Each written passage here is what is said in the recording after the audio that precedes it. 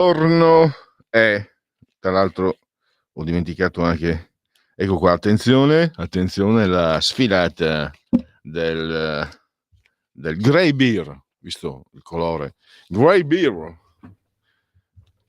Bear, no Bird, Bear. Ecco qua, guardate in tutta la sua possenza il corpaccione di Gigi Barbeau che si appresta a consegnare con colpevole ritardo la dovuta scaletta.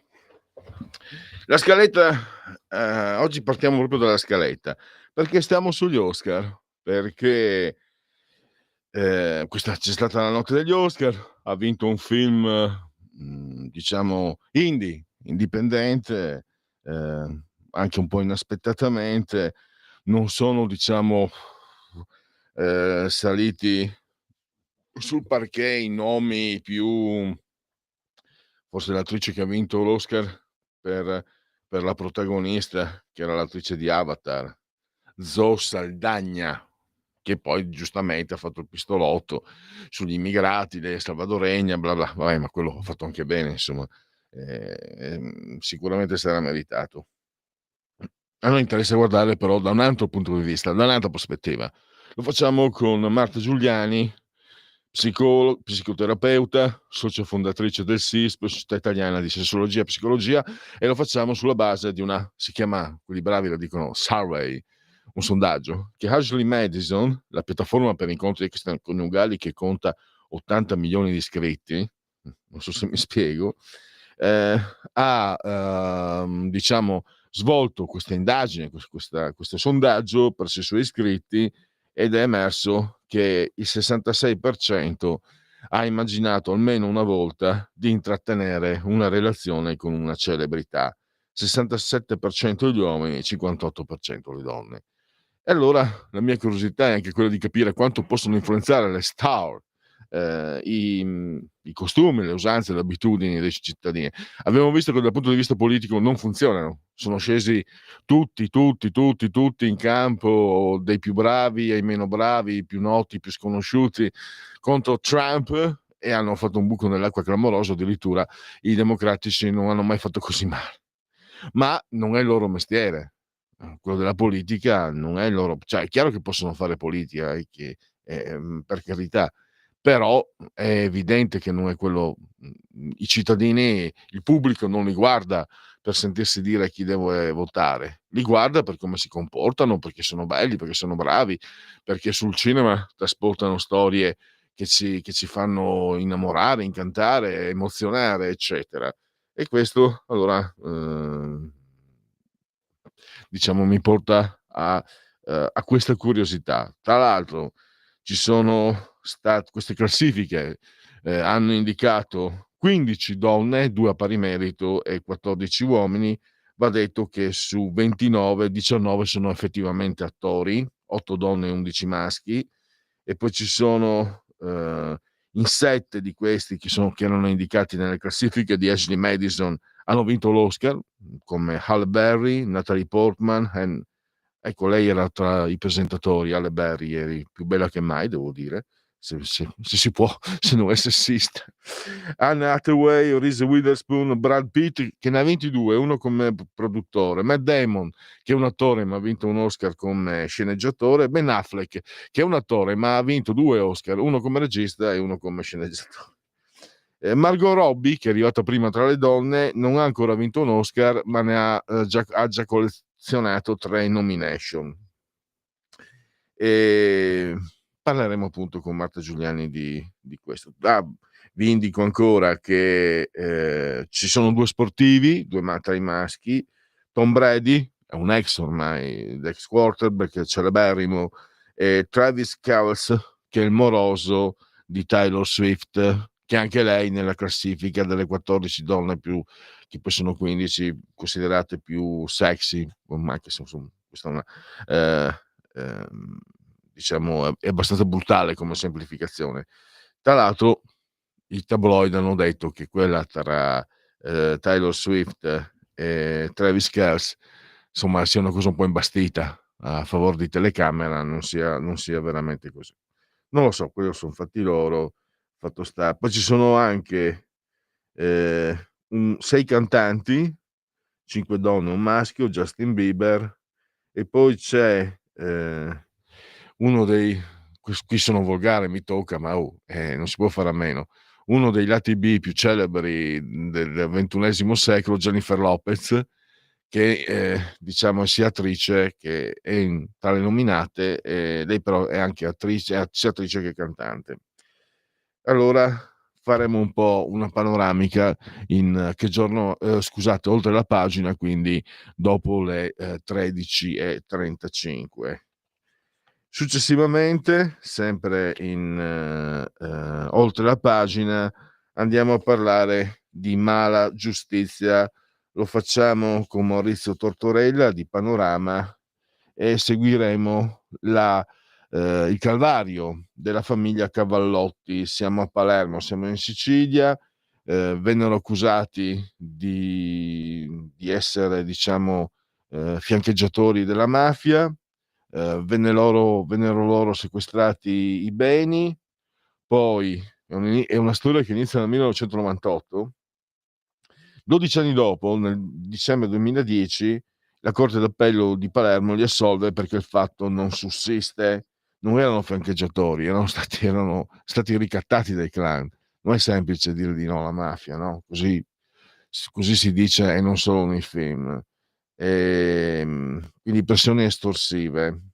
Però cos'è accaduto? È accaduto che, nel 2011, anziché rivedersi restituire i beni e il controllo delle proprie proprietà, si sono visti accusati di nuovo perché sono entrati sotto l'egida delle misure di prevenzione, che è una disciplina del codice antimafia.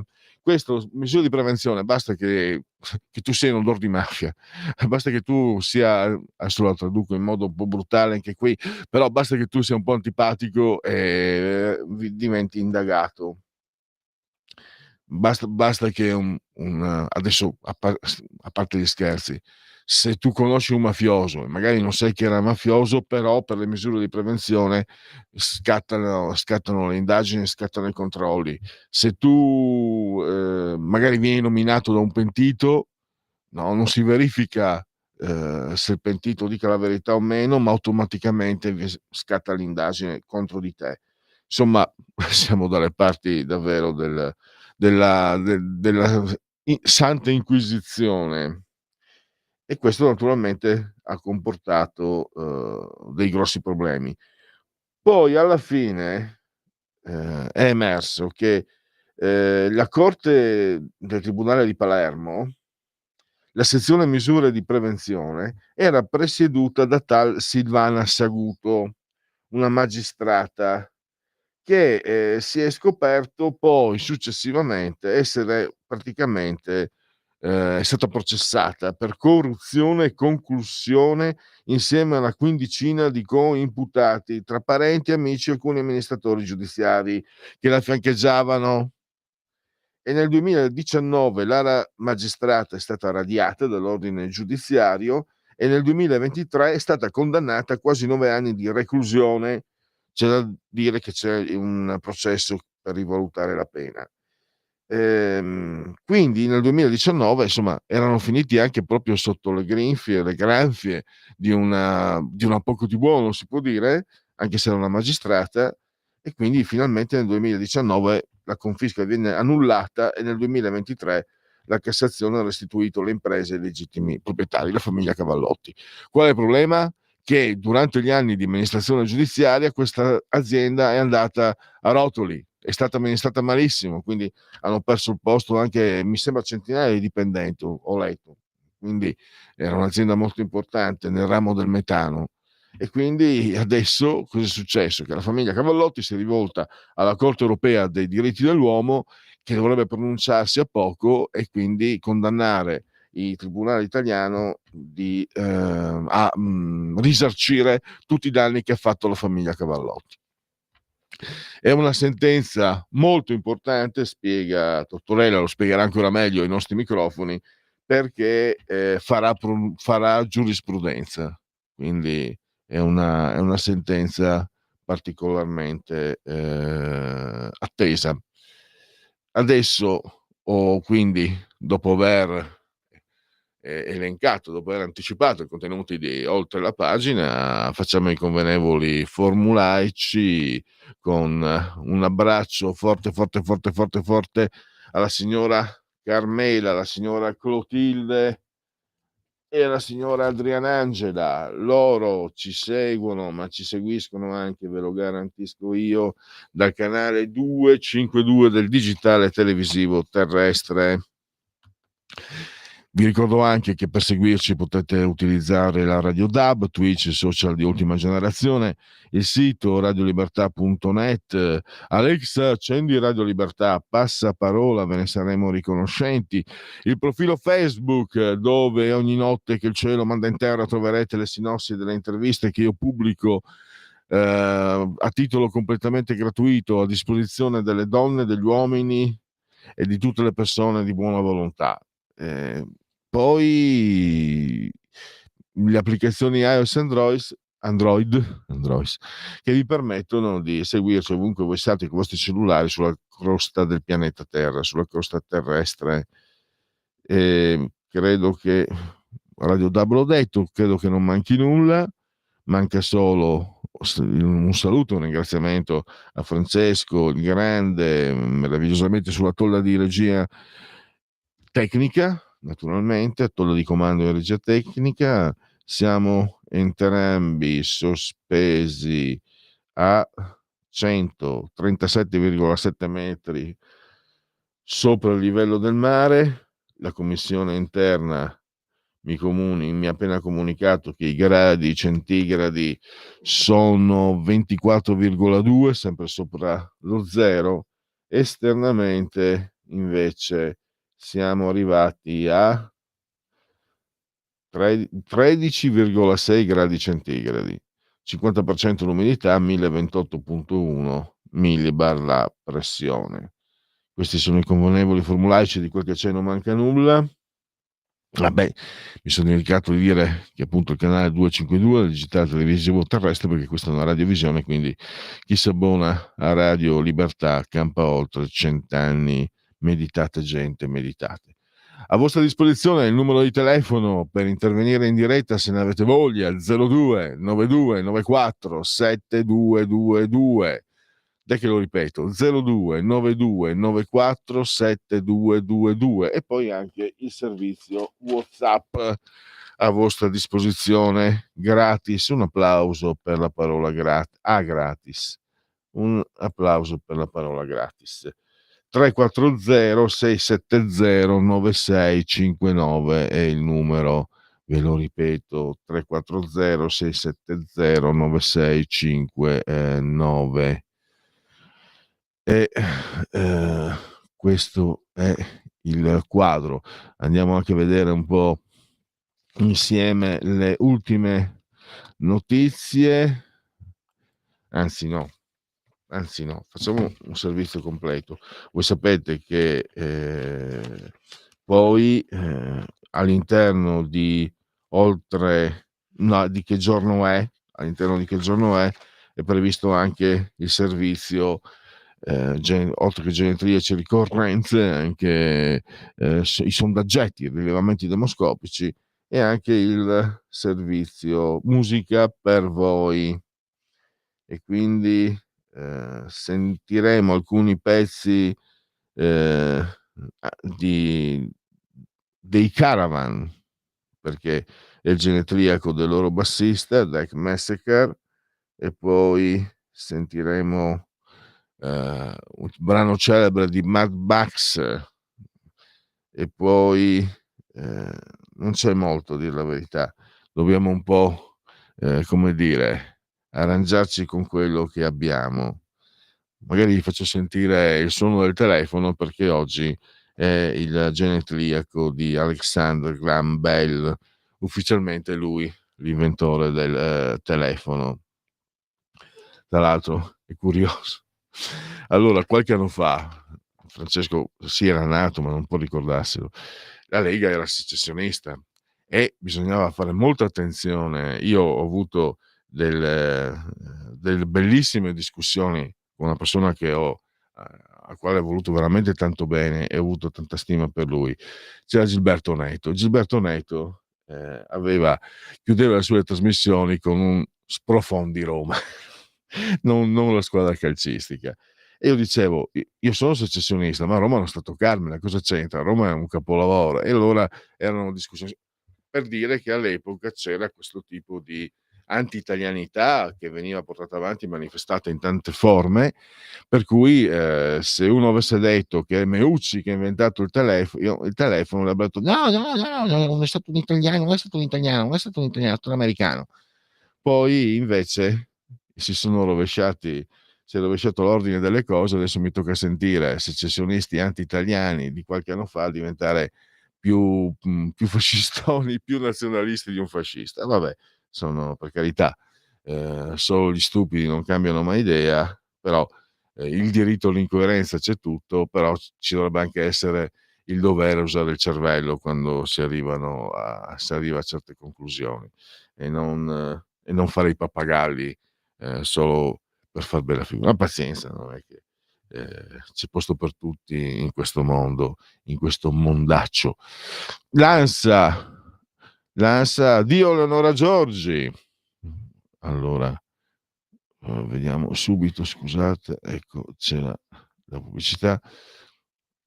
Con il sorriso fino alla fine, l'attrice aveva 71 anni, da Borotalco all'Attuada, alla TV, poi il dramma della malattia.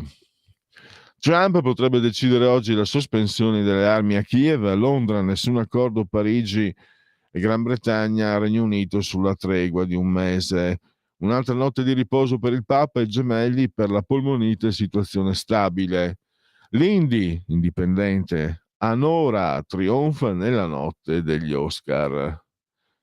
E poi Pechino lavora a contromisura in risposta ai dazi USA. Allora, Francesco, non so, mandiamo un brano dei Caro de sì, dai, okay, va benissimo. We don't need another hero. Tina Turner, Mad Max. Stai ascoltando Radio Libertà, la tua voce libera, senza filtri né censure, la tua radio.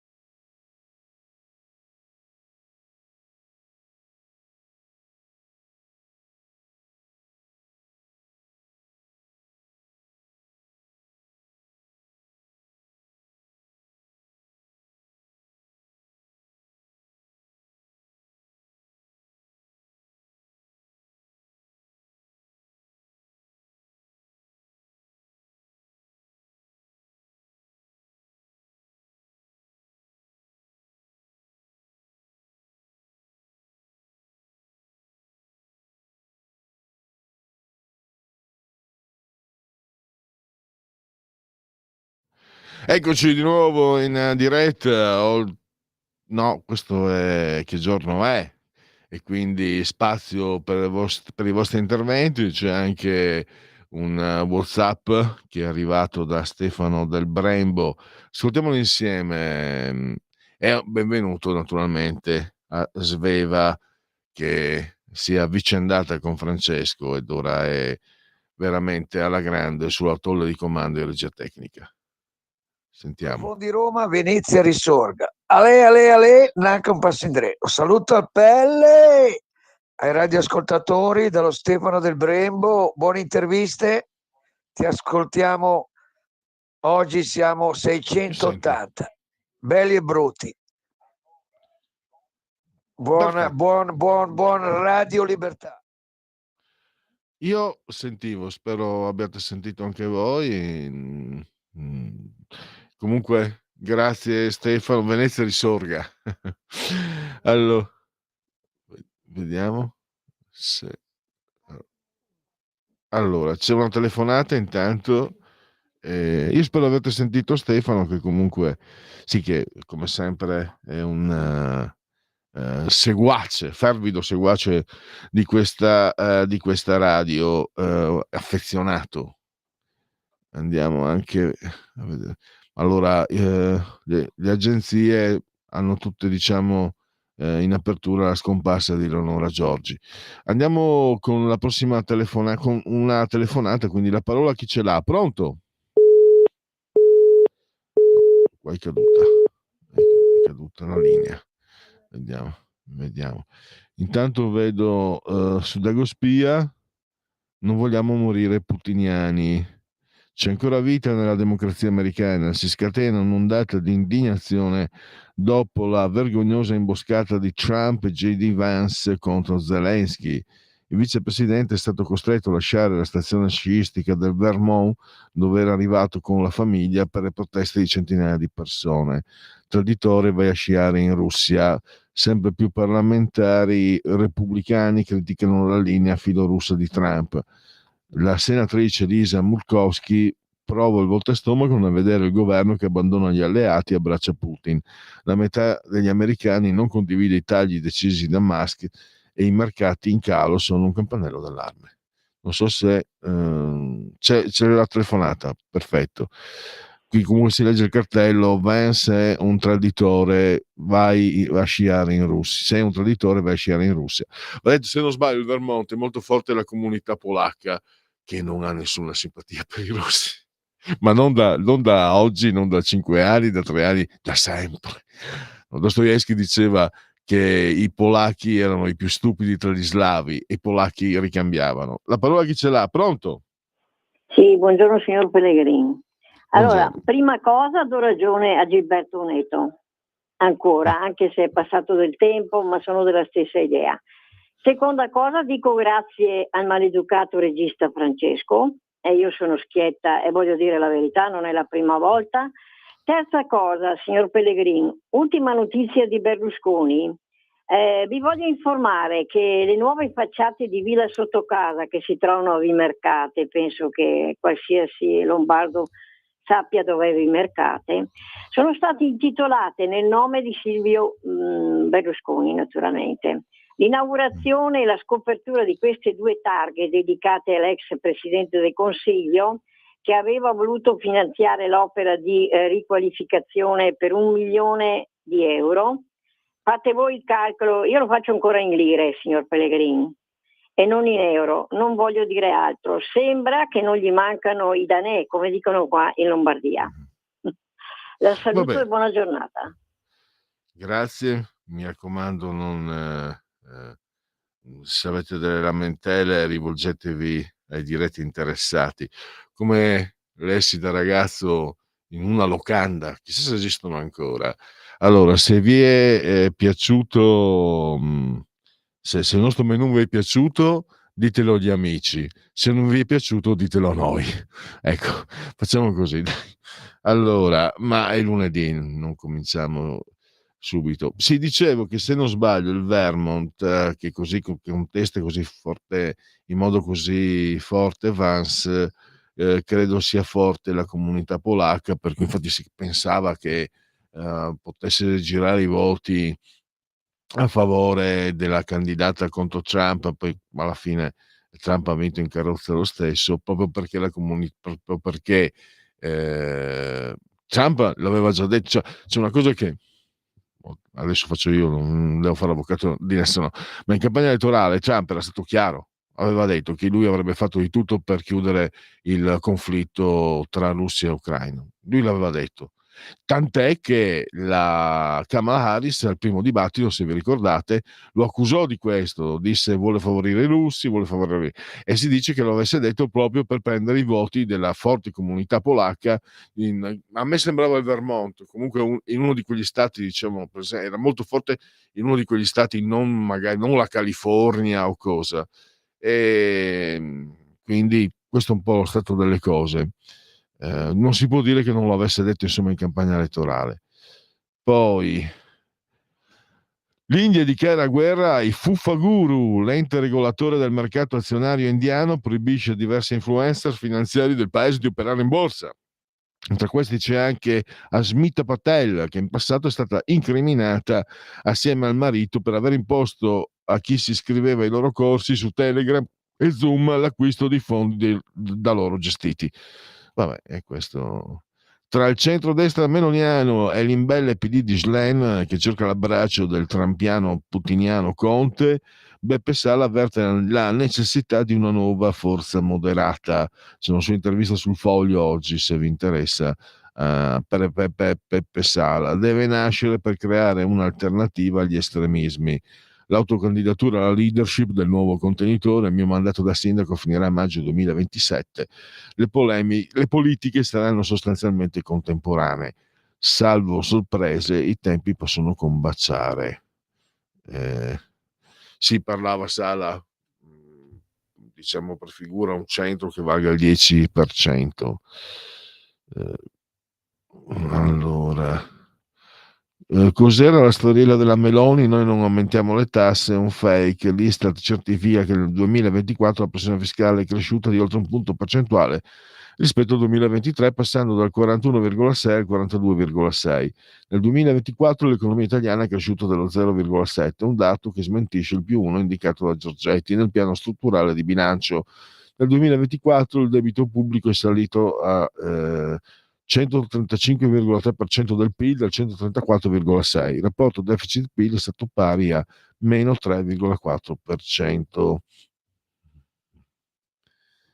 E poi, ma la crescita dello 0,7 a me sembrava fosse relativa all'ultimo trimestre e prima invece fosse superiore. Vabbè, ne parleremo con gli ospiti esperti di economia. Andiamo ai genetriaci, vediamo un attimo qua. Mentre Anora trionfa agli Oscar, ora vediamo se in Italia qualcuno se lo vedrà, era uscito nella più completa indifferenza. Follemente stravince anche la sua seconda settimana con 3.730.000 euro, cifra che lo porta al totale di 9 milioni, cioè al nono posto nella classifica stagionale.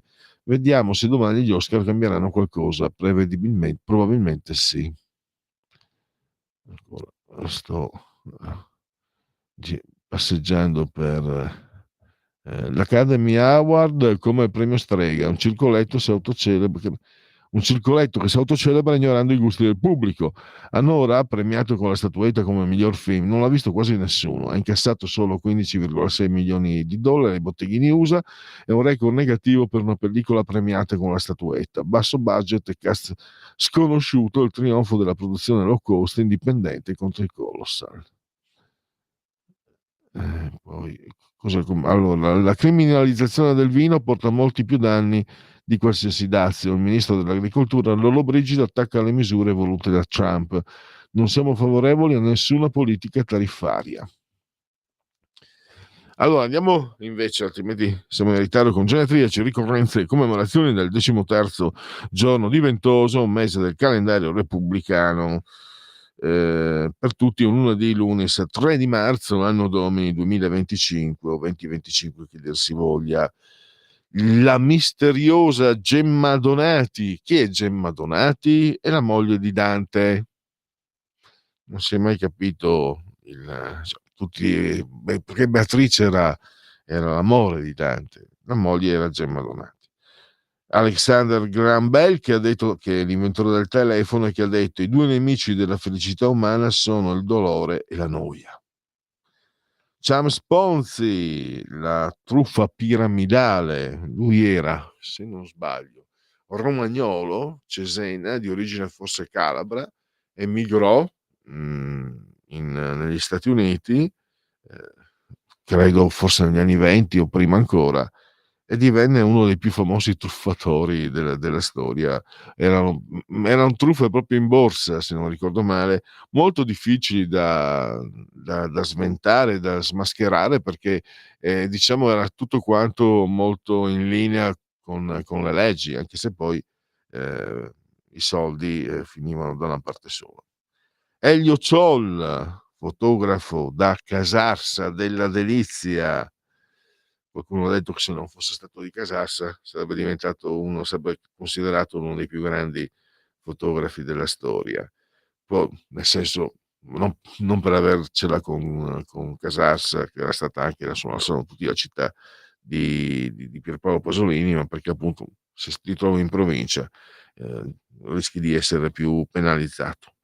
Achille Occhetto, la svolta della Bolognina, la gioiosa macchina da guerra, che ha detto: c'è sempre un avversario che sa innaffiare e coltivare un io ferito.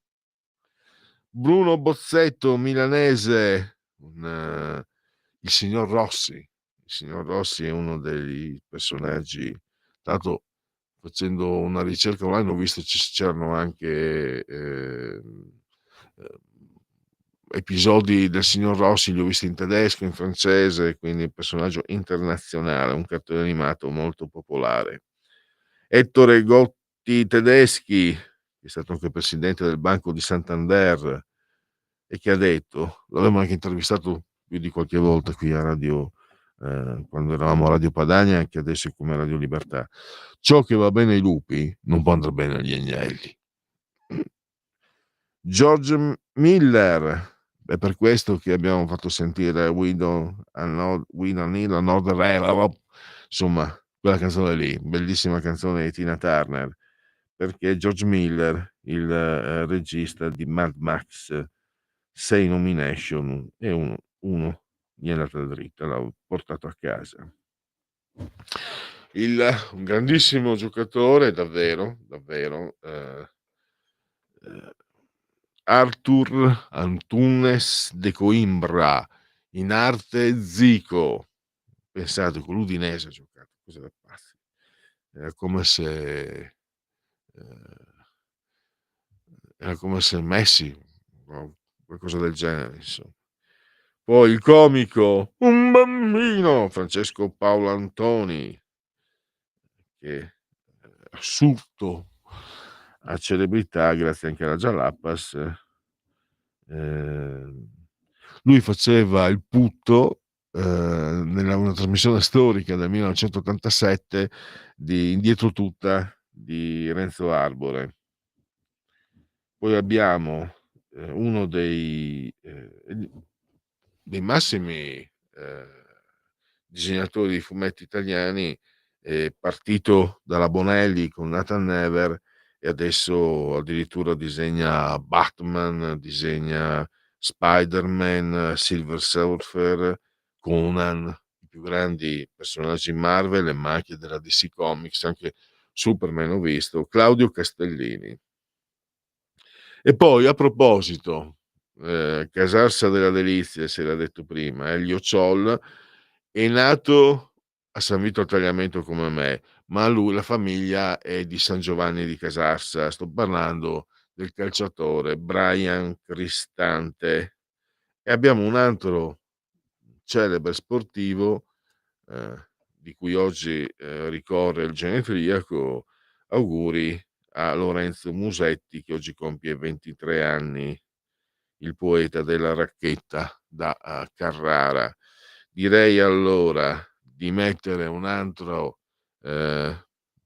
intervallo musicale e poi andiamo a leggere i rilevamenti demoscopici.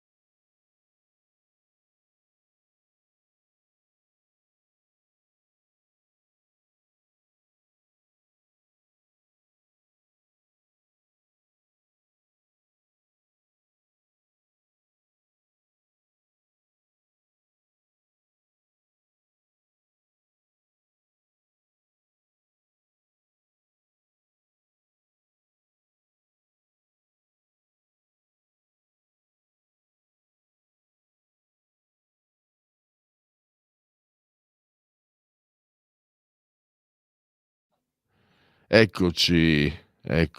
Allora, siamo ai rilevamenti demoscopici, sondaggetti, siamo con termometro politico, come ogni lunedì. Fratelli d'Italia 29,3, PD 22,4, 5 Stelle 11,6, Fratelli d'Italia 8,6, esattamente come la Lega, non è Fratelli d'Italia, Forza Italia, chiedo scusa. Lega 8,6, Alleanza Verdi Sinistra 6, Azione Calenda 2,9, Italia Viva Renzi 2,5. E poi andiamo, vediamo, no. Ecco, vediamo se no. Commercio estero extra UE. A gennaio 2025 si stima per l'interscambio commerciale con i paesi extra UE a 27 una riduzione congiunturale per le esportazioni meno 1% e un aumento per le importazioni più 3,6%. Prezzi al consumo, dati provvisori. Secondo le stime preliminari nel mese di febbraio 2025, l'indice nazionale dei prezzi al consumo per l'intera collettività, l'ordo dei tabacchi, aumenta dello 0,2 su gennaio, dell'1,7 su febbraio 2024, dal più 1,5 del mese precedente. Ha fiducia nel governo Meloni, nel presidente del Consiglio Giorgia Meloni. Abbiamo 42,5, quindi direi un po' in crescita, e 57,3 no, negativo. Comunque un po' in crescita. Alla luce degli ultimi avvenimenti, quale dovrebbe essere secondo lei il collocamento internazionale migliore per l'Italia? Dopo l'allontanamento di Trump dall'Europa dobbiamo essere ancora più vicini ai partner dell'UE e ai paesi europei, 47,4. Dobbiamo avvicinarci agli Stati Uniti con Trump come presidente, possono essere un aiuto per non subire i diktat dell'UE, 24,1. Credo che dovremmo approfittare del momento per essere meno legati a questo Occidente e avvicinarci al resto del mondo, in particolare ai paesi BRICS, 11,6. Penso che l'Italia debba sviluppare una politica estera maggiormente autonoma, più lontana sia dall'UE che dagli USA che del resto del mondo, 13,8, non sanno rispondere 3,1. Dovremmo aumentare la spesa per la difesa come chiedono gli USA, a quanto?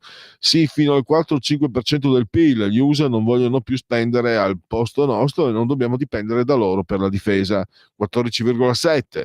Sì, dovremmo arrivare al 2% del PIL come gli altri paesi europei, ma non oltre, non possiamo permettercelo, 36,2. Quindi abbastanza sorprendentemente, almeno per quanto mi riguarda, il 50,9% è favorevole all'aumento delle spese per la difesa.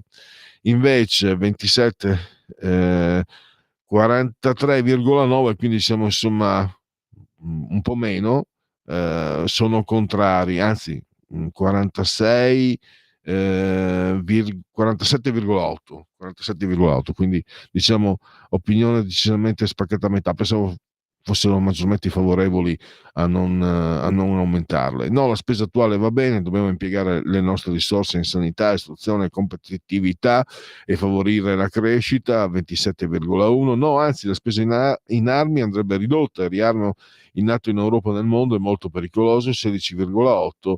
No, l'Italia non rischia di essere attaccata da nessuno, non c'è motivo ormai di avere un esercito, 3,9, non risponde 1,3.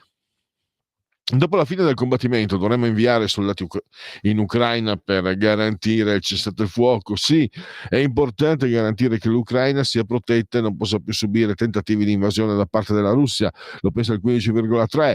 Il 44,1 sì, ma solo in caso di vero accordo di pace sotto egida ONU. No, credo che in questo contesto internazionale non ci sarebbero sufficienti garanzie, 13,4.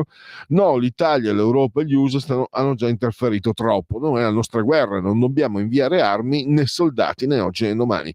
Quindi abbiamo addirittura un 59,4 favorevole e contro all'invio di truppe in Ucraina, anche se c'è il distinguo dell'ONU, e poi il 44 dice che bisogna farlo ma sotto l'egida dell'ONU, mentre abbiamo il 38,7 che non è favorevole, quindi più o meno la metà, anche qui un po' sorprendentemente.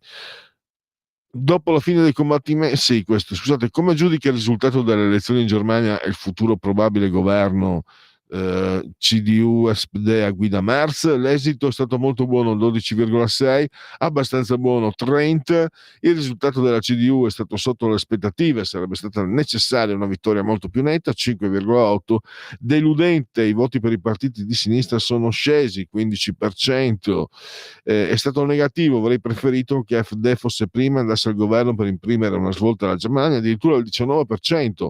Non credo il voto abbia molta importanza, la Germania ormai è un paese in declino anche a causa delle politiche scellerate negli ultimi anni, per il 13,7, il 3,9 non risponde. Quindi vediamo. Allora, siamo 13:29, togliamo la condivisione, Sveva. Allora, eccoci, non so se c'era una telefonata, in ogni caso adesso andiamo verso l'intervallo, perché 13:30. Allora, io mi fermo e tra pochi minuti prenderà il via oltre la pagina e parleremo di Oscar e di Star Wars. Avete ascoltato Che giorno è? Scegliete la vita, scegliete un lavoro, scegliete una carriera, scegliete la famiglia, scegliete un maxi televisore del cazzo, scegliete lavatrici, macchine, lettori CD e apriscatole elettrici.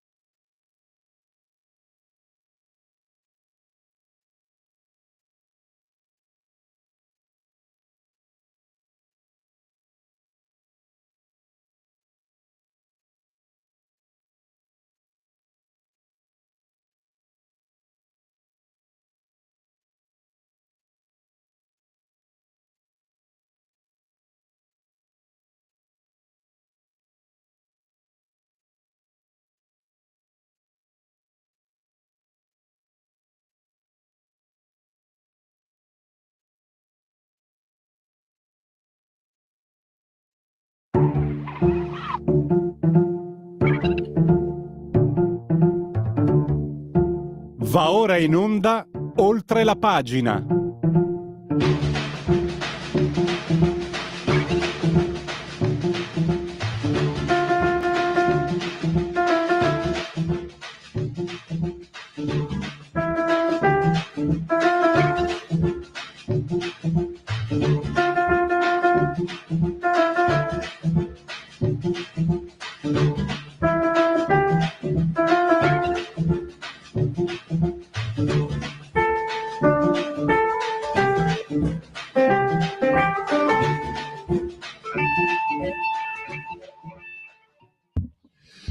Allora, iniziamo oltre la pagina e parliamo di star cinematografiche e non solo, dopo la notte degli Oscar, che non ha visto però premiere, diciamo, a parte forse la pronuncia Soldagna, Zoe Soldana. Chi ha vinto non fa parte dei grandi divi come Brad Pitt e altro ancora. Ma intanto io do il bentornato ai nostri microfoni alla dottoressa Marta Giuliani, psicoterapeuta e socia fondatrice del SISP, Società Italiana di Sessologia e Psicologia, e grazie naturalmente anche all'ufficio stampa di AG Madison, la piattaforma online per gli incontri extraconiugali, 80 milioni di iscritti, scusate se è poco. Bentornata dottoressa. Buongiorno, ben trovato e ben trovati a tutti. Allora, questa ricerca svolta dall'Ashley Madison ha stilato le due classifiche maschili e femminili dei divi. La maggior parte sono attori, ma ci sono anche cantanti, ci sono anche sportivi. Io partivo da questa considerazione, dottoressa. Questi divi li abbiamo visti, non voglio entrare in politica, ma abbiamo visto nella campagna elettorale per le presidenziali scendere in campo gran parte, molti di loro, quasi tutti, insomma, i più famosi, in favore di Kamala Harris, no? In favore dei democratici. Però hanno ricevuto una bastonata pesantissima, perché addirittura ha vinto ancora con margini più ampi. La domanda è questa: si capisce che non hanno una grande influenza per quanto riguarda le scelte politiche. I cittadini evidentemente non chiedono loro la scelta politica, però si può immaginare, provo a immaginarmi che invece possano essere un riferimento per altri tipi, per come modello di bellezza, insomma, ai tempi di Elvis Presley, ma anche di James Dean, tutti si tagliavano i capelli in quella maniera, si comportavano in un certo modo, si vestivano soprattutto in un certo modo. Vale ancora questa influenza per il grande pubblico, dottoressa Giuliani?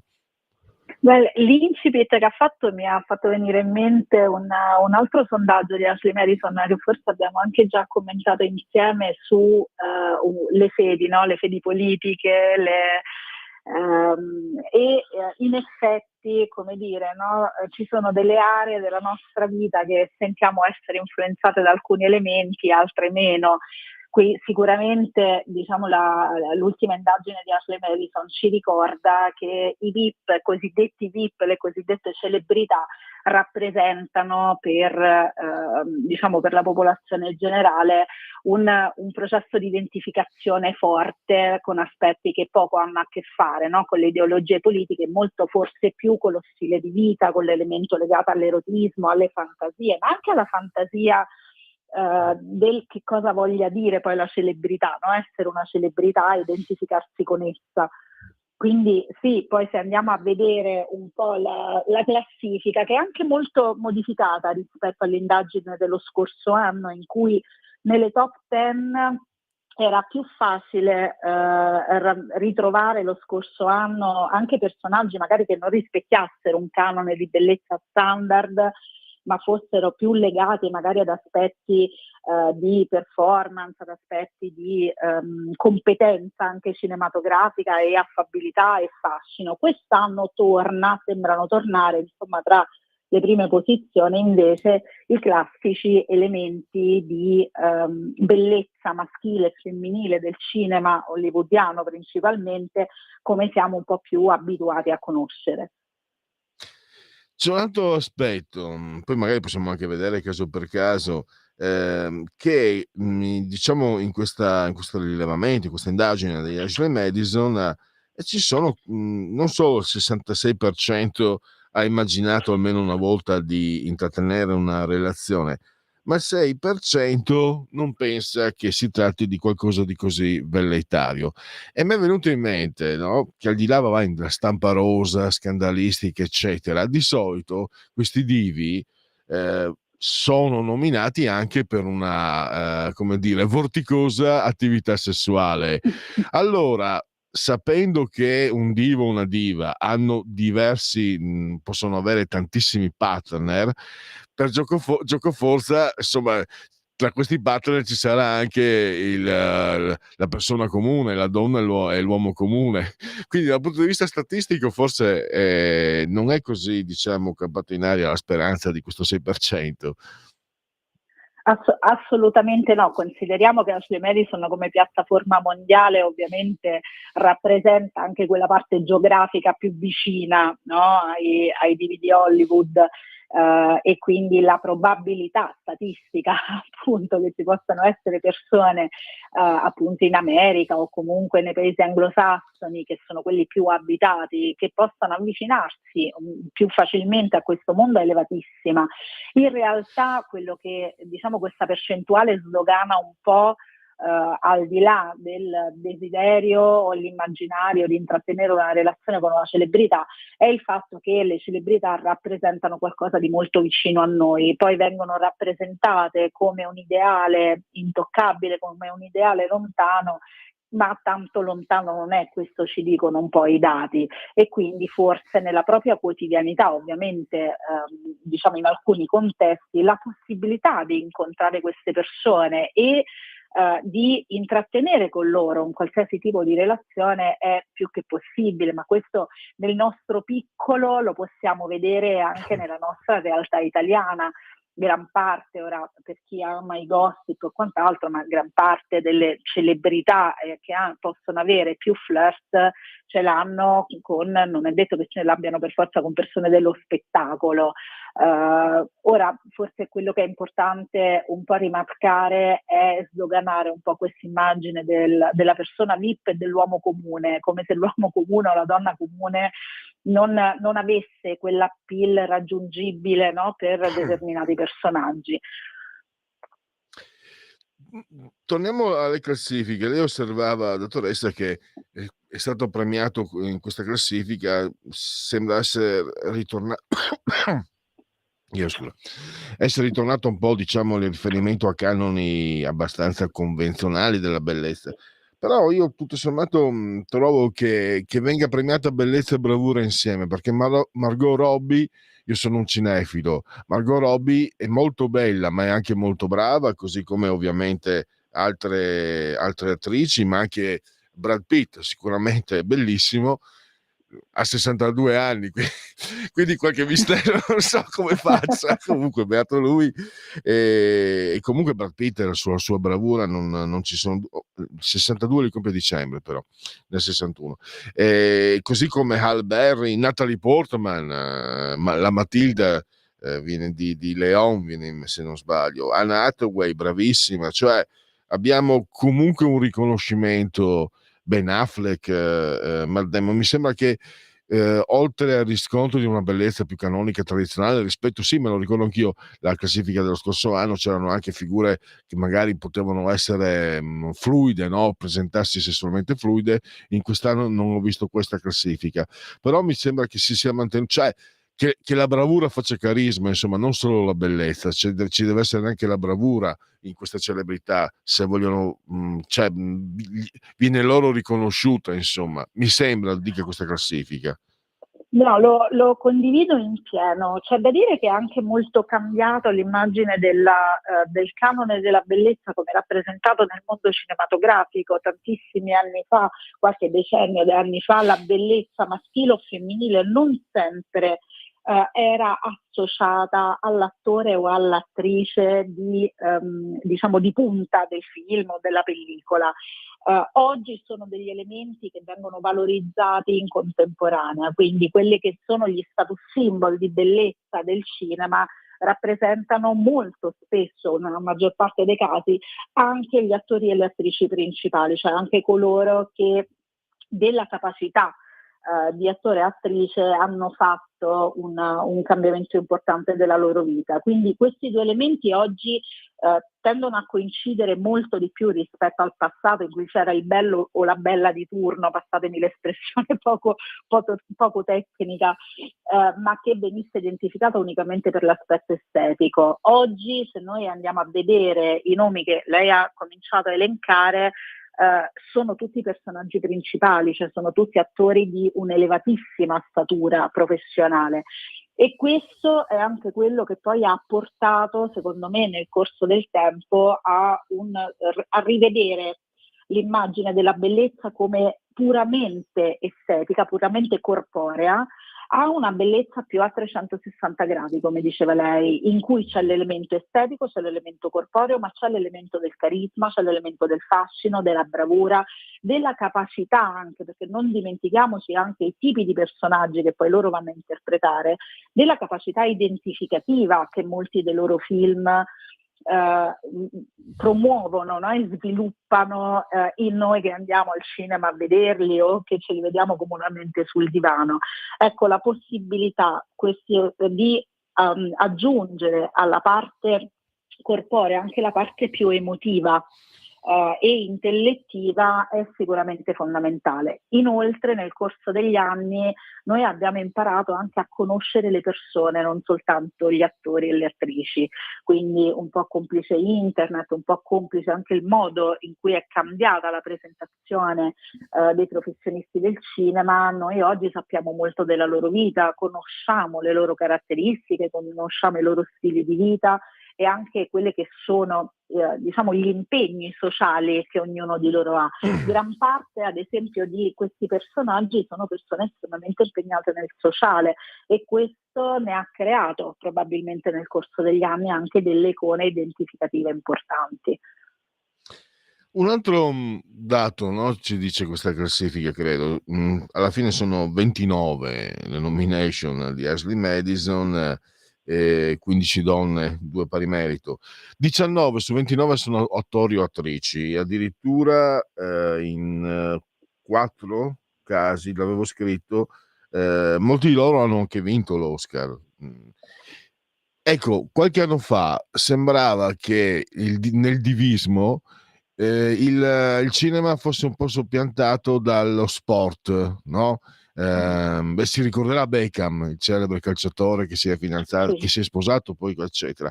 Sembrava che si andasse in quella direzione. E quindi lo sportivo era sempre più, diciamo, abbiamo visto anche qualche anno fa, 2 o 3 anni fa, il caso di Berrettini con messaggi veramente imbarazzanti simpatici, per carità. Adesso qui abbiamo solo 2 sportivi, un ex perché Tom Brady non pratica più, si è ritirato. L'altro sportivo è perché probabilmente è sempre giocatore di football americano e forse è più conosciuto perché è fidanzato con Taylor Swift. E poi mancano gli influencer, ci sono dei cantanti, ma l'unica influencer è la prosperosa Kim Kardashian. Kardashian. Sì, mi corregge giustamente, non sono pratico, vi chiedo scusa. Comunque abbiamo solo un influencer, ripeto, su 29, 19 sono proprio attori veri e propri. C'è, diciamo, poi la Jennifer Lopez, che sia cantante che attrice, e 2 sportivi e il resto cantanti. Anche qui quasi un ritorno del cinema, no? Dei divi canonici, quelli di una volta, Liz Taylor, Marlon Brando, eccetera. Anche se magari a livello di valore recitativo forse siamo come Marlon Brando, magari ancora no, si fa fatica, però Brad Pitt per esempio è sicuramente bravo. Possiamo dire che allora che si ritorna un po' alla tradizione? Possiamo dirlo? Sì, si torna alla tradizione o probabilmente io anche avevo notato questi elementi che sta dicendo e quello che ho notato è che se vediamo la società oggi in realtà questa fotografia di Ashley Madison rispecchia molto anche le tendenze sociali e questo è un periodo in cui l'immagine dello sportivo molto spesso non viene vista molto vicina dalle persone, viene vista come qualcosa di distante, eccetto appunto magari immagino un Berrettini se parliamo, no, della nostra cultura locale, ma perché poi invece un Berrettini sì? Perché è un ragazzo comunque al di là degli aspetti estetici che come dire, emana quel livello di semplicità che dà la possibilità di identificarsi in lui. Se qui noi andiamo a vedere un po' i personaggi, sono tutti personaggi che hanno e vengono rappresentati poi ovviamente, perché parliamo anche di una rappresentazione social, di una rappresentazione mediatica, con una fortissima umanità. Quindi, pur essendo persone che rappresentano uno status symbol specifico, sono tutte persone che vengono raccontate a livello mediatico come degli esseri umani in carne e ossa, quindi con le loro semplicità, le loro fragilità, la loro vita quotidiana. E questo secondo me nel corso degli anni premia anche nella possibilità di fantasticare su qualcuno che possiamo sentire per caratteristiche quotidiane più vicine a noi. Al di là poi ovviamente, no, per ovvi motivi di cose, di quello di cui stiamo parlando, poi rappresentano il plus, rappresentano l'Olimpo di alcune categorie, però se andiamo a vedere non c'è più quell'immagine della ricchezza, anche ricchezza parlo economica, ostentata in nessuno di questi personaggi, o di quella fisicità ostentata in nessuno di questi personaggi. Quindi forse c'è sì un ritorno alle origini, quindi a un modello estetico e di fantasia precedente, ma un po' una riflessione che voglio provare a porre sul piatto, non avendone ancora una risposta, perché secondo me bisognerà vedere la tendenza nel corso degli anni, è vedere se oggi lo status symbol può maggiormente essere identificato con qualcuno che non fa un'ostentazione di sé, ma che si rende più accessibile al grande pubblico, umanamente e professionalmente. Più a portata di mano, e anche dal punto di vista sessuale, no? Qui veniamo anche un po' agli argomenti quando spesso non parliamo della non monogamia, eccetera. Anche qui mi sembra sicuramente non è una classifica di donne e uomini casti, chi lo è casto, però riflettono, mi sembra, anche da quel punto di vista. Abbiamo, diciamo, figure di personaggi, donne e uomini, piuttosto, insomma, anche tradizionali, no? L'amore, qui stiamo andando in foto, l'affetto di Jennifer Lopez per Ben Affleck, che però ha sempre problemi di alcol, sembra una storia d'amore di quelle strappalacrime, ma comunque abbiamo personaggi, voglio dire, che non hanno un'evidenza per la loro trasgressione, mi sembra. Esatto, questo è un po' in linea, no, con quello che ci dicevamo prima, cioè questa possibilità di accedere a una normalità anche identificativa. Noi già un'altra volta ne avevamo parlato insieme di quanto molto spesso le nostre fantasie sessuali non devono per forza rappresentare una trasgressione rispetto allo stile, a volte è una trasgressione rispetto alla propria vita, ma è logico che è più facile anche accedere a una sfera di una fantasia sessuale immaginando qualcuno che possa essere mentalmente accessibile per noi o con cui possiamo identificarci. Quindi il fatto di, quando dicevamo, no, il fatto che oggi i media raccontano le storie di queste persone, ce le rendono più umane, ce le rendono più accessibili e ce le rendono anche più accessibili nell'accezione emozionale della loro vita, e sappiamo che la parte emotiva è anche quella che attira maggiormente l'elemento sessuale, perché chiedo scusa, perché attiva tutta quella sfera legata alla relazionalità che poi è il fondamento, no, di ogni fantasia o di ogni incontro di tipo sessuale. Direi che per il momento possiamo concludere ricordando, dottoressa, se non sbaglio il 12 marzo, la giornata mondiale della non monogamia. Sì, mi sembra di sì. Perché mi ricordo, casomai ne torneremo a parlarne. Allora, intanto io saluto e ringrazio ancora una volta Marta Giuliani, psicoterapeuta, ricordo sempre socia fondatrice del SISP, Società Italiana di Sessologia e Psicologia. Ringrazio l'ufficio stampa di Ashley Madison e a risentirci a presto. Alla prossima, arrivederci e grazie. Grazie a lei. Andiamo allora verso la conclusione di questa prima parte di Oltre la pagina. Se volete intervenire, linee aperte. Qui abbiamo Luca da Brescia. Cosa ci propone oggi Luca da Brescia? Del cantante dei Rockets, Christian LeBars, morto a metà febbraio. On the road again. Ma sì, io devo dire la verità, che essendo un super fan dei Kraftwerk, ho sempre considerato i Rockets un po' quasi una caricatura dei Kraftwerk. Però On the Road Again, che è un brano anche degli anni 50, che loro negli anni 70 hanno rivisitato in chiave electropop, direi che è gradevole, piacevole. Poi sono sempre naturalmente i desideri degli ascoltatori sono ordini, e quindi verrai accontentato alla fine, come sempre, poco prima delle 15. Sveva preparerà già sul piatto, che poi non è un piatto, il On the Road Again. Allora, abbiamo ancora qualche minuto. Trump potrebbe dice oggi, diciamo che continua a campeggiare la immagine di Eleonora Giorgi, che è stata sicuramente molto, molto famosa negli anni '80, da Borotalco alla Tuada alla TV, col dramma della malattia. Quindi si può anche vedere da questo riscontro la sua popolarità. Auto sulla folla ai mercatini di carnevale, paura a Mannheim in Germania, almeno un morto. Ancora una notizia proprio che sembra sempre la stessa, sembra una fotocopia, invece questi casi che si reiterano, verso i quali evidentemente non è possibile porre rimedio, perché non sono di solito. Cosa sono poi questi? Sono i famosi cani sciolti, i lupi solitari, quindi non sono prevedibili.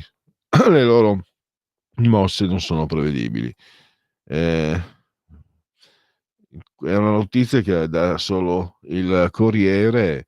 Zelensky che dice invece su Repubblica: non sarà facile sostituirmi, ecco perché potrebbe avere ragione. Dalla Cina col furgone infiammato, il video di un incendio su un'autostrada della provincia di Zhejiang. Un camion si ribalta, il carico infuocato cola dal ponte come se fosse lava, riversando sulla strada sottostante. Riversandosi. La polizia indaga e sui social gli utenti ipotizzano che il liquido incandescente fosse olio da cucina. Queste sono notizie che prendiamo da Dago Spia. Poi Salvini è più trumpiano di Trump, quel quadrupede del leader leghista, cito Carlo Calenda, spalleggia il presidente americano, è l'unico leader capace di portare finalmente alla pace, a differenza di un'Europa al collasso e marginale guidata da Ursula, Parigi e Berlino. L'attacco a Macron vuole l'esercito europeo, sbagliato e arrogante. La bordata Tajani in Europa PPE ha ammesso che dire no ai motori tradizionali dal 2035 è un errore. Noi abbiamo sempre votato contro. Ci siamo stancati di vedere l'Europa che va in pellegrinaggio da Trump a compiacerlo. Carlo Calenda ha organizzato una manifestazione a Roma in sostegno a Zelensky dopo l'imboscata subita da Trump e J.D. Vance nello studio Ovale. Ma chi ha partecipato? Privati cittadini e piccoli pezzi dell'opposizione. Azione più Europa, ma il PD non si è visto, mancava Elly Schlein. Assenti anche gli esponenti dei 5 Stelle e il pacifinto Giuseppe Conte. Aumentano le distanze tra Dem e 5 Stelle sulla politica estera. Il PD non sarà alla manifestazione di piazza indetta dal 5 Stelle il 5 aprile contro il caro bollette e le spese di guerra. Vediamo questo. Papa Francesco è vivo, lucido e molla un sonoro papagno alla tecnodestra di Trump e Musk. Non sarà la tecnocrazia a salvarci. Bergoglio, persino dall'ospedale, prende a ceffone il modello americano, tanto caro al tycoon, al Tesla di minchia, c'è scritto così. Assecondare una deregulation utilitarista e neoliberista e planetaria significa imporre come unica regola la legge del più forte ed è una legge che disumanizza, dice il Santo Padre. E poi qui abbiamo, vediamo ancora, sempre, siamo sempre su Dagospia. Suggerire a Zelensky di dimettersi è orribile. Nel silenzio imbarazzante dei democratici americani, solo la voce di Bernie Sanders si è alzata in difesa del presidente ucraino che, dopo essere stato bullizzato da Trump e Vance, si è visto recapitare la richiesta di dimissioni dallo speaker della Camera, il repubblicano Mike Johnson. Parole che hanno fatto incazzare Sanders, che ha tuonato in TV. Zelensky sta cercando di difendere la democrazia dal dittatore autoritario Putin. Penso che milioni di americani si vergognino di avere un presidente degli Stati Uniti, e poi si chiude lì. Abbiamo la cerimonia degli Oscar in versione Sanremo 2025. Niente dichiarazioni politiche, domina la noia. Un tempo la serata degli Academy Awards era anche l'occasione per affrontare temi politici. Quest'anno si è deciso di evitare le polemiche. Trump non è mai stato nominato e gli unici ad alzare un minimo la voce sono stati Zoe Saldana, che ha rivendicato le sue origini di figlio di immigrati, i registi di No Hotter Land, che hanno invocato una soluzione politica per Gaza chiedendo la liberazione degli ostaggi israeliani. Derilan ha solidarizzato con l'Ucraina senza però citare l'imboscata di Trump a Zelensky. Per il resto, cazzeggio, buoni sentimenti e lacrimucce. È mancato un Will Smith a ravvivare la serata con un ceffone. Ci fermiamo, riprendiamo tra pochi minuti con Qui Parlamento e poi anche con Segui la Lega.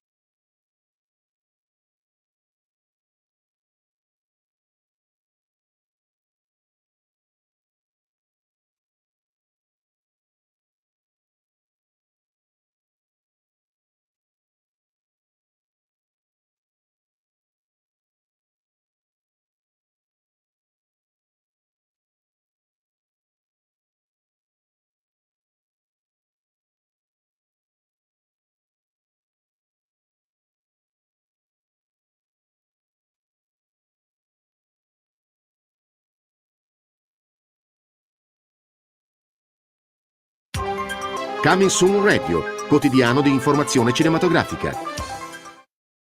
La critica è unanime. A Real Pain è uno dei migliori film dell'anno. Io e Dave siamo cugini. Nostra nonna era di qui, così Dave ha pensato a questo tour polacco geriatrico con voi, brave persone. Candidato a 2 premi Oscar. Gli voglio bene e lo odio e vorrei essere lui. A Real Pain, dal 27 febbraio solo al cinema. A febbraio... Va tutto bene, signora Darcy? Oh mio Dio, sotto quest'albero crescono uomini. Bridget Jones ritorna. Daniel! Piccolo Darcy, che si dice? Per un ultimo capitolo. Bridget Jones, è ora di vivere. Ti ho messa su Tinder. Bridget Jones, un amore di ragazzo, dal 27 febbraio al cinema. Nicola, hanno rapito un'altra giornalista a Baghdad. Se c'è la possibilità di trattiamo. Tratto da una storia vera. Mi chiamo Nicola Calipari, ufficio ricerca del Sismi. Più tentativi si fanno e più la confusione aumenta. E chi è da questa confusione? Tu? Sì! Un'intensa performance. La riporti a casa, vero? La riporti. Il Nibbio, dal 6 marzo al cinema. A marzo. E lo sbirro diventa gangster. Il film più adrenalinico dell'anno. Tu non sei un killer, io sì. Arriva solo al cinema. Andiamo! Sei pronto? Ci puoi scommettere. Gerard Butler, nella tana dei lupi 2, Pantera. Nessuno può fregarmi. Dal 6 marzo al cinema. Eccoci di nuovo in diretta. Allora, vediamo se c'è, no. Allora, qualche aggiornamento? No. Allora, noi andiamo adesso con qui Parlamento, la senatrice Loizzo, grazie a Sveva che ha procurato questa clip, e poi dopo ritorniamo in diretta, poi un'altra proposta, un'altra musica per voi, e poi chiuderemo questa cos'è, 1, 2, 3, terza parte, quarta parte con Segui la Lega. E poi alle 14.35 andremo anche a concludere oltre la pagina con l'intervista a Maurizio Tortorella per parlare di mala giustizia.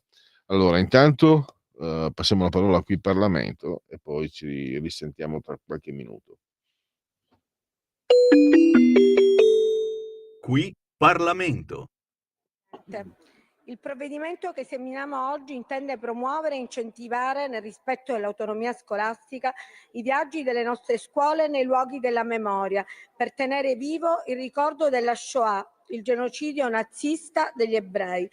Lo studio dell'Olocausto è un supporto alla formazione della coscienza per gli studenti che possano meglio comprendere e combattere le ramificazioni del pregiudizio, del razzismo, dell'antisemitismo e del ragionamento per stereotipi in qualsiasi società o gruppo. È l'occasione migliore per sviluppare la consapevolezza del valore della diversità in una società pluralista e la sensibilità alle peculiarità delle minoranze come occasione di crescita e soprattutto di cambiamento attraverso il sapere consapevole. Perché, come scrisse Primo Levi, se comprendere è impossibile, conoscere è necessario, perché ciò che è accaduto può tornare, le coscienze possono nuovamente essere sedotte e oscurate, anche le nostre.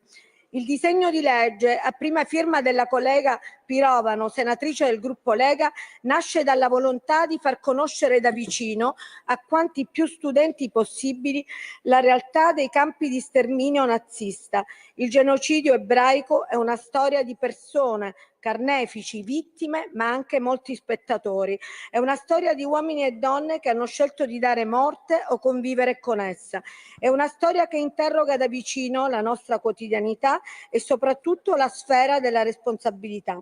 La dimensione empatica ed emotiva non è sufficiente a spiegarla. Essa può essere però lo strumento attraverso il quale ci si ponga interrogativi cui lo studio dei processi storici può dare risposte. Del resto è questo il ruolo della scuola che vogliamo e delle agenzie di formazione: dare risposta e soprattutto creare nuova coscienza. Il tema da affrontare oggi in tutte le sedi, alla luce di altri genocidi accaduti e guerre ancora presenti, è quello dell'odio che si sente a volte anche in contesti in cui non dovrebbe esserci. Un sentimento estremo, ma fin troppo presente nell'uomo, alla base del quale troviamo però una radice più profonda da combattere allo stesso modo, l'indifferenza. Ed è anche attraverso il prezioso dono della memoria che troviamo una volontà di coerenza da raggiungere attraverso le dimensioni dell'emotività e dell'empatia. Dobbiamo tenere alto il valore della memoria, dobbiamo insegnare ai nostri giovani che solidarietà e soprattutto pace sono valori irrinunciabili e che la guerra e la distruzione sono sempre in agguato. Dobbiamo insegnare loro il valore del sacrificio, dell'accettazione e della rinuncia con modelli positivi attraverso il racconto delle azioni dei giusti. E mi viene in mente una frase: bambina mia, stammi vicino, ti proteggo io, vieni dentro le mie braccia e sarai finalmente al riparo. E tu come farai, mamma? Chi proteggerà te? Chi farà in modo che nessuno ti veda? Non ti preoccupare, piccola mia, noi oggi siamo tutti invisibili. Davvero, mamma, è una specie di superpotere il nostro?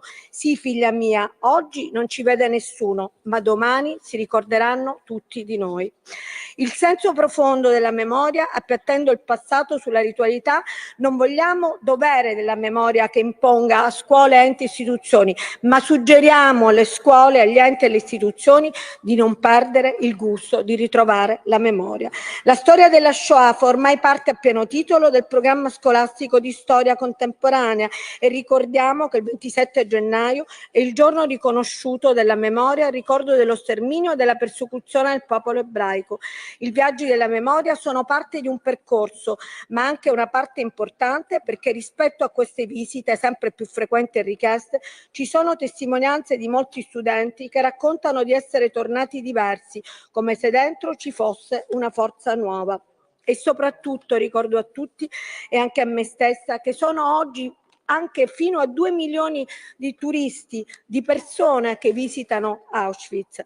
Nel 2018 da parte del presidente Mattarella vi è stata la nomina a senatrice a vita di Liliana Segre, superstite di Auschwitz, per aver dato lustro alla patria per altissimi meriti nel campo sociale.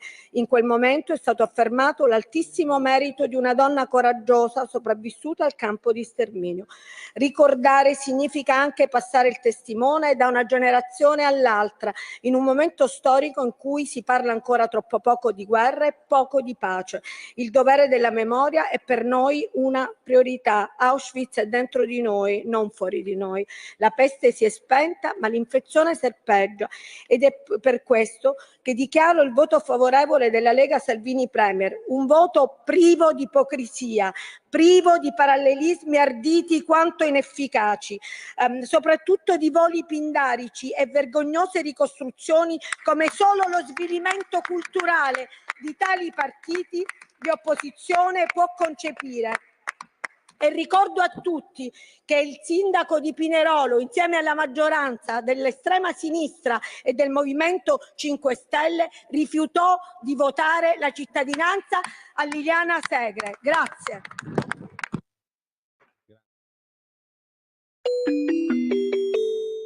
Qui Parlamento. E allora avete sentito l'intervento della senatrice leghista e adesso facciamo una proposta musica per voi, una pausa musica per voi e poi andiamo a chiudere con Segui la Lega.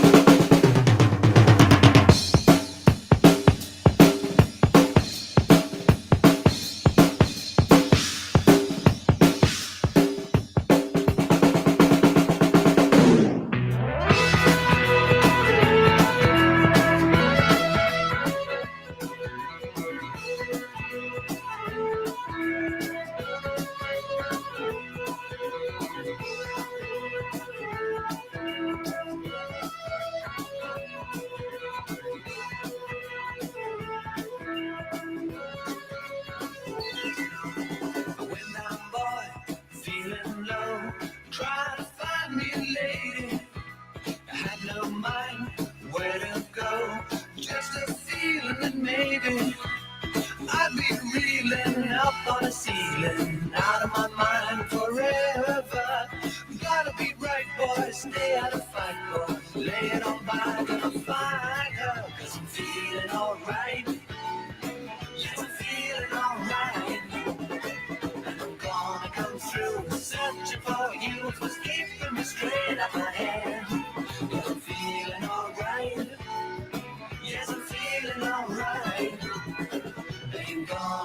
know and I'll tell you all so till I'm dead.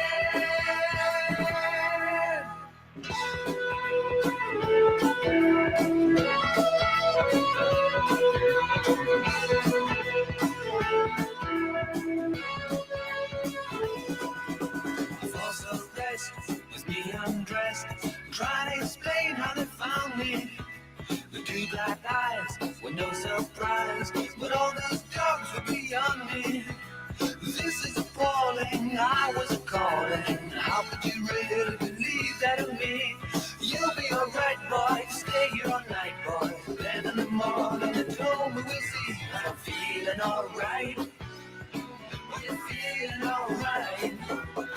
Well, that's what they all say when they gotta say. So don't keep on banging your head. Well, I'm feeling alright. Yes, I'm feeling alright. I'm gonna come through and I'll prove it to you what I said. I'm feeling alright. Yes, I'm feeling alright. I'm gonna come through. Searching for you, just keeping me straight up ahead. Yes, I'm feeling alright. Yes, I'm feeling alright. You're gonna take no and I'll tell you all so down there.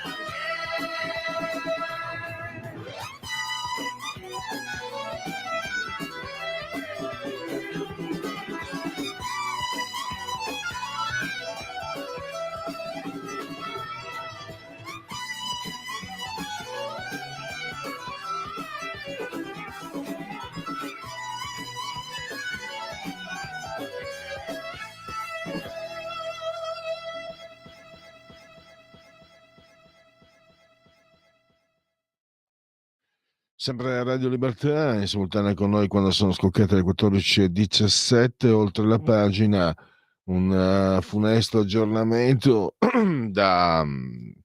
che traiamo dal sito del Corriere.it. Auto sulla folla ai mercatini di Carnevale a Mannheim, 2 morti quindi e 25 feriti, chiuso il centro, la polizia dice situazione pericolosa. Questa è una notizia che vediamo un po', non è stata ancora ripresa dall'ANS. Ecco qui c'è l'ANS, auto contro la folla a Mannheim, un morto, diversi feriti. Siamo nel land tedesco del Baden-Württemberg. Non è ancora chiaro se si sia trattato di un incidente o di un gesto volontario. Fermato il conducente. Repubblica, vediamo. Diciamo ci sono le commemorazioni dell'attrice Eleonora Giorgi, c'è anche l'intervista a Carlo Verdone, si parla di calcio, l'Inter e Logora, Inzaghi resta una sola mossa, e poi l'apertura di Dagospia dedicata all'infettivologo Matteo Bassetti. Ma quanto si piace Bassetti, essere medico come l'empatia aiuta a guarire.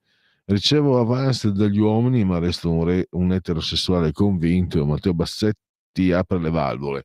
Gli altri virologi, chi? Alla fine l'unico sopravvissuto sono io. La Viola è una donna piacente che però di malattie infettive non ha background. Palù è un fenomeno in laboratorio, ma non ha mai visto un malato. Pregliasco è un professore di igiene. La politica ho sempre rifiutato, l'ho detto anche a Crisanti, ma cosa vai a fare? Come andiamo più d'accordo adesso che quando ci facevano litigare in TV? Le denunce ai Novax, Toti viene spesso a casa nostra, gli cucino un risotto all'amarone, mio figlio medico lo dissuaso. Vabbè, adesso siamo tutti più tranquilli. Dimmi quantico Hellish Lane in Europa serve un salto quantico verso il federalismo e lo stop all'unanimità. Hellish Lane, segretaria PD, 27 febbraio. Marco Travaglio la infiocina con scappellamento un po' dove capita. Allora, salto quantico. Gnam gnam, il dragone si pappa il mercato dei fast food con 45.000 negozi in tutta l'Asia. La cinese Mixue, nota per il bubble tea, è diventata la più grande catena di cibo e bevande al mondo per numero di sedi, superando McDonald's e Starbucks. E oggi è sbarcata in borsa a Hong Kong con una valutazione di 10 miliardi di dollari. Il Wall Street Journal, l'espansione vertiginosa di Mixue può essere spiegata dalla semplicità dei suoi negozi rosso vivo. Vende gelati e bevande zuccherate a meno di $1. La sua mascotte sembra il figlio illegittimo di Frosty, il pupazzo di neve e dell'omino Michelin. Oh my lord, c'è un infiltrato trumpiano nella diplomazia britannica. L'ambasciatore di Sommestà negli USA, Peter Mandelson, ex eminenza grigia di Tony Blair, va all'attacco di Zelensky e viene sbugiardato dal suo governo. Ieri aveva detto che il presidente ucraino deve dare il suo appoggio inequivocabile al piano di pace di Trump, e oggi il viceministro della difesa Luke Pollard lo smentisce, non è la linea del governo. La regina dei casinò, la corte di Trump, la miliardaria israeliana naturalizzata americana Miriam Adelson, è diventata una delle figure più potenti tra Washington e Tel Aviv. La 79enne, con un patrimonio di circa 38 miliardi di dollari, la vedova di Sheldon Adelson, uno dei principali finanziatori di Trump e re dei casinò. Vicina alla destra israeliana più dura, negli ultimi mesi si è spesa per far sì che l'accordo sugli ostaggi andasse in porto, facendo pressioni su The Donald e tramite lui su Netanyahu.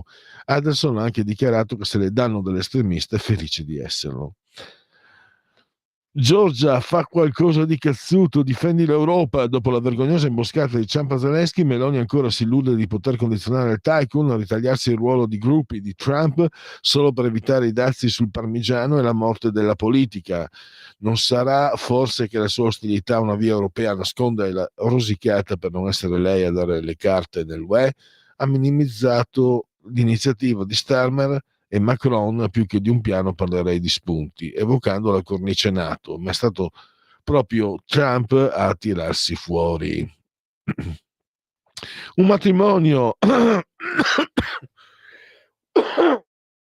allora, un matrimonio stile pranzo di Gubbio, dove i commensali si perdevano la merda come le oche, scusate lo scatus. Il ricevimento di nozze da incubo in un resort a 5 stelle in Messico, che si è trasformato in un lazzaretto a causa di intossicazioni alimentari. I racconti dei testimoni: c'era gente che vomitava ovunque, una puzza di fogna, sembravano tutti zombie. I partecipanti hanno sofferto di diarrea acida per giorni. A causare l'attacco di dissenteria potrebbe essere stato, e qua puntini. Ma che bell'argomento da trattare, ma che bello. Andiamo avanti. L'unico coglione a investire nella box in Italia sono stato io, ma da solo non si fa niente. Il decano 72enne della box, Salvatore Cherchi, fondatore della società OP Since 1982, che fa da manager a 13 campioni, sale sul ring. Anche se ho sperperato milioni di euro non mi pento di niente.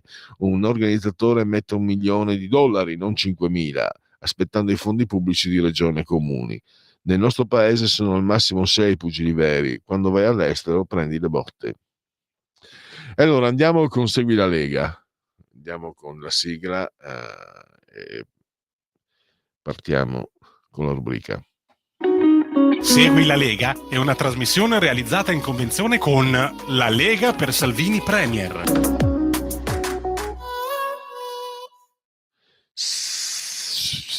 Segui la Lega prima che la Lega seguisca te alla Pellegrina o segua te alla Marciana. Sono sul sito legaonline.it, scritto legaonline.it. Tantissime cose si possono fare da e su questo sito. Per esempio, cominciamo, anche se siamo lunedì, il calendario delle feste. Andate e potete trovare la festa più vicino al punto dove abitate o vi trovate in quel momento.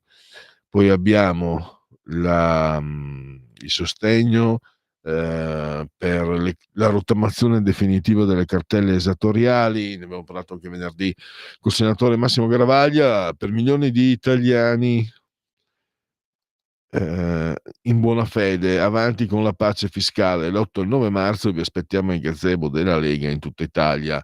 Trova il più vicino a te, vai all'elenco. E poi anche, firma anche tu, difendiamo chi difende gli italiani, sempre al loro fianco per la nostra sicurezza.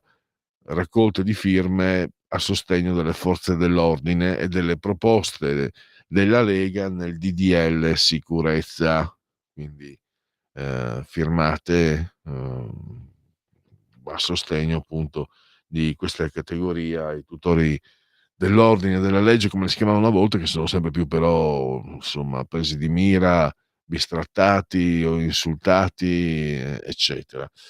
E lo sappiamo tutti, insomma. E poi iscrivervi è molto facile, molto semplice, si versano 10 euro, lo si può fare, ve lo ricordo, anche tramite PayPal, senza che nemmeno vi sia la necessità che siate iscritti a PayPal. Quindi fornite il codice fiscale, gli altri dati richiesti e infine vi verrà recapitata la magione per via postale. Ma se di mezzo ci sono le poste italiane, io in base alla mia personalissima esperienza mi permetto di raccomandarvi ampi, profondi e calorosi gesti apotropaici alle femminucce, ai maschietti e a tutti i sessi previsti, ma anche a quelli non previsti, perché io sono molto inclusivo. La tessera Lega Salvini Premier. Poi il momento di autocertificazione, autodeterminazione civica, a me piace chiamarlo così, sono soldi dello Stato, ma noi abbiamo una facoltà, cioè quella di dire allo Stato dove spenderli questi soldi. Questo è un redazionale della Lega, quindi noi davvero con il sorriso stampato in volto vi suggeriamo il 2 per 1000 per la Lega, vale a dire il D43. È molto facile, molto semplice, non vi costa nulla, lo ribadiamo assolutamente. Quei soldi lì sono comunque perduti, mentre se date l'indicazione per la Lega non sono perduti, perché favorireste l'attività politica che vi è più affine, evidentemente. A difesa dell'Italia in Europa, nella tua dichiarazione dei redditi scrivi D43, non ti costa nulla, il D di Domodossola, il 4 come i Cavalieri dell'Apocalisse, 3 invece il numero perfetto, D43 nel tuo 2 per 1000, ci raccomandiamo. Non dite che non ve l'abbiamo detto. E poi andiamo alle apparizioni radio-televisive degli eroi della Lega e i suoi politici. Vediamo, partiamo con dunque, questo è già passato. Domani pomeriggio alle 17:15 il sottosegretario alle imprese Massimo Bitonci lo potrete vedere e ascoltare su Sky TG24. La rubrica si chiama Economia, ore 17:15.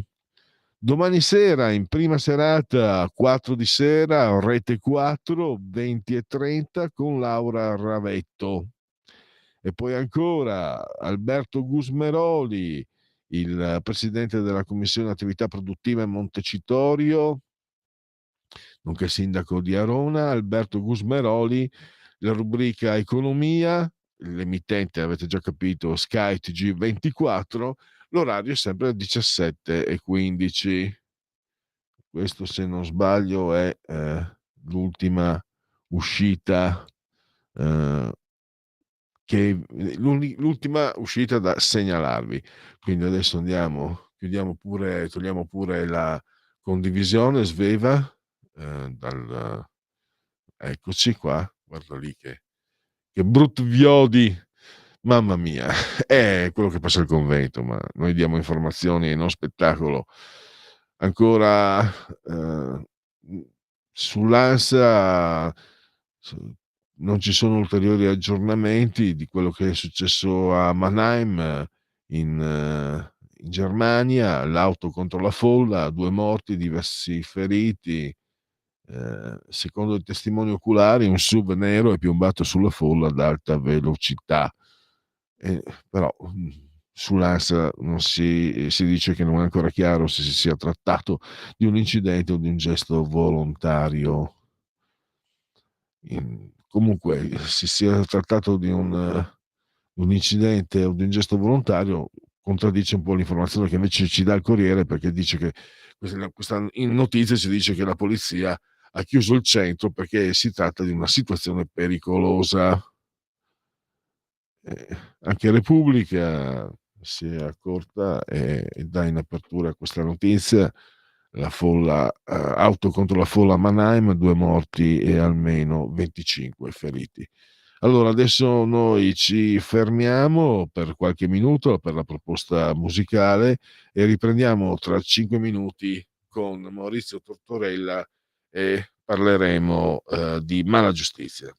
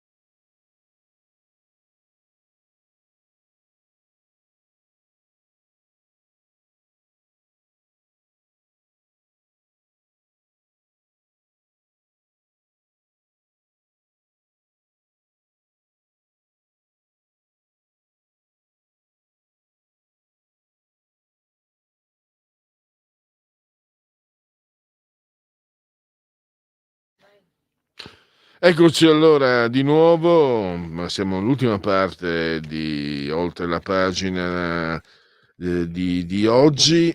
Come vi ho detto, adesso parliamo di mala giustizia, il caso della famiglia Cavallotti, un calvario, come giustamente lo chiama Maurizio Tortorella, è iniziato 27 anni fa, non ha visto la parola fine perché adesso Maurizio ricostruirà tutto quello che è accaduto.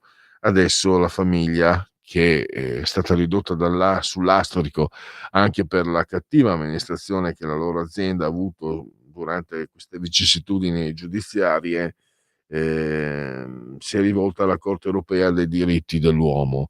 E questo può essere un capitolo molto molto interessante, perché il pronunciamento della Corte della CEDU, no, Corte europea dei diritti dell'uomo, potrebbe fare giurisprudenza e soprattutto dovrebbe fare finalmente giustizia nei confronti di questa famiglia, i Cavallotti.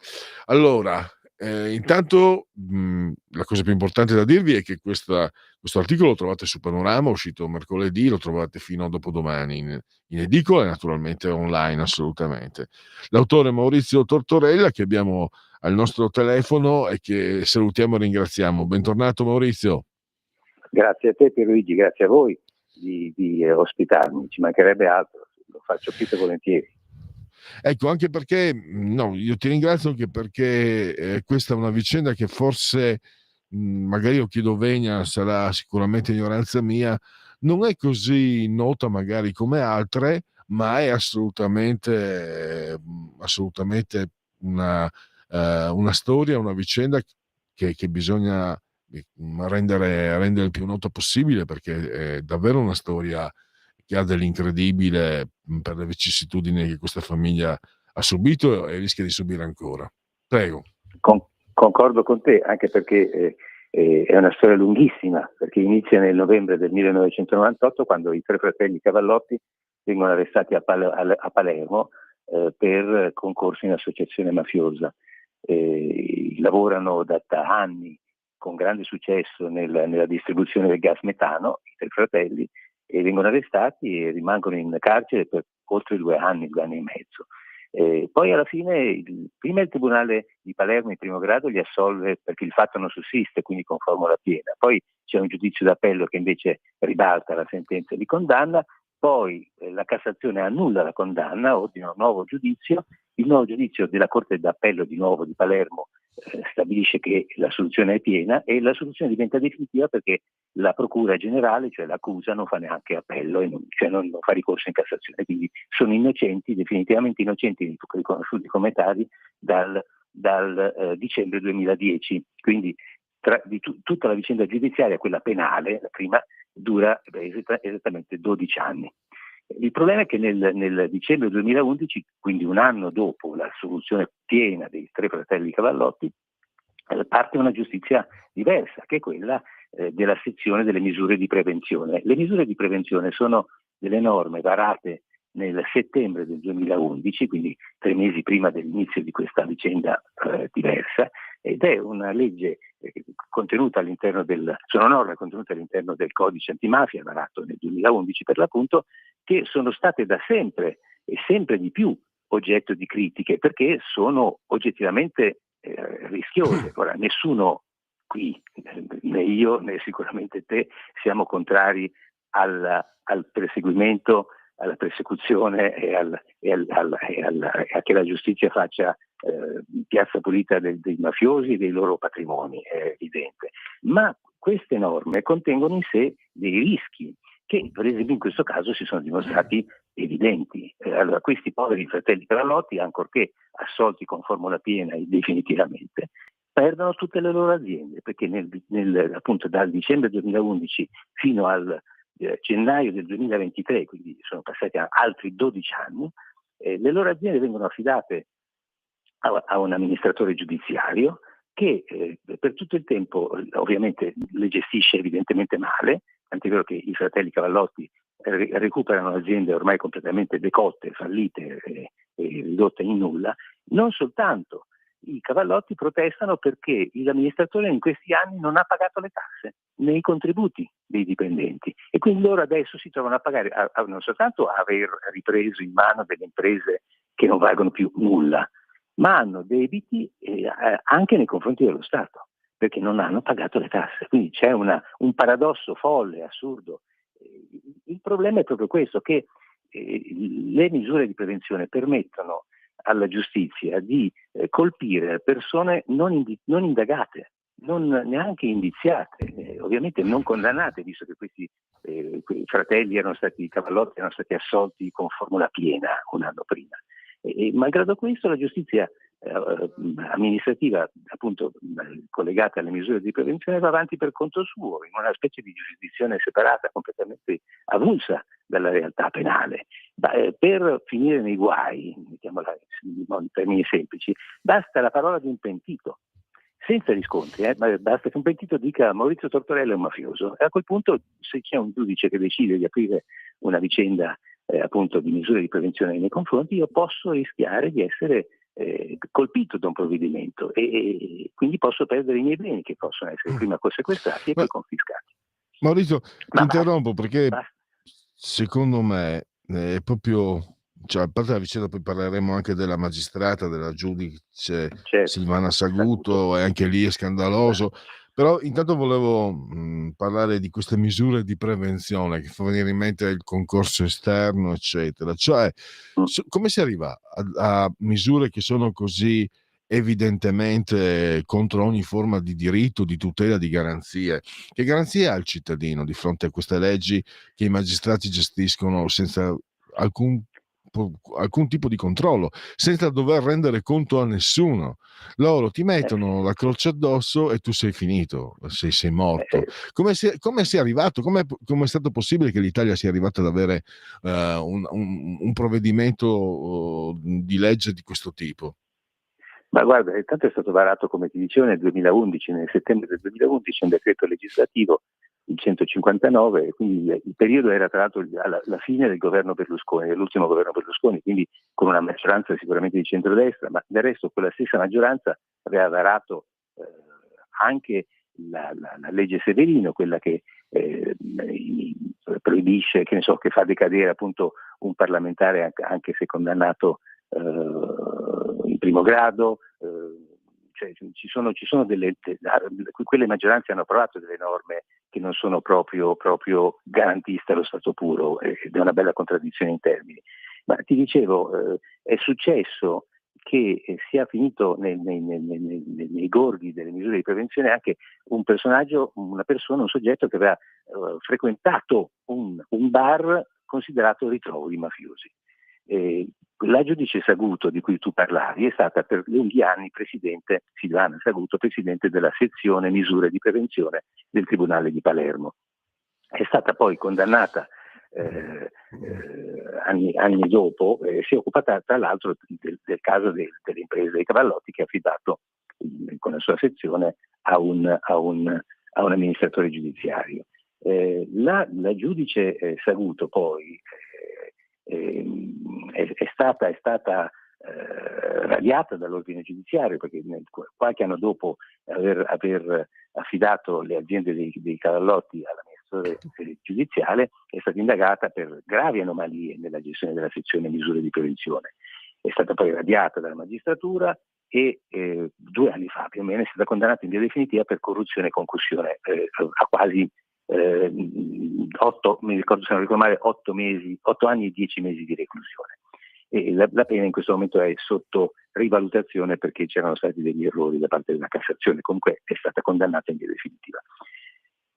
Cosa ha fatto la sezione misure di prevenzione presieduta dalla giudice Saguto in quegli anni? Ha sottratto decine di imprese ai loro legittimi proprietari, e in moltissimi casi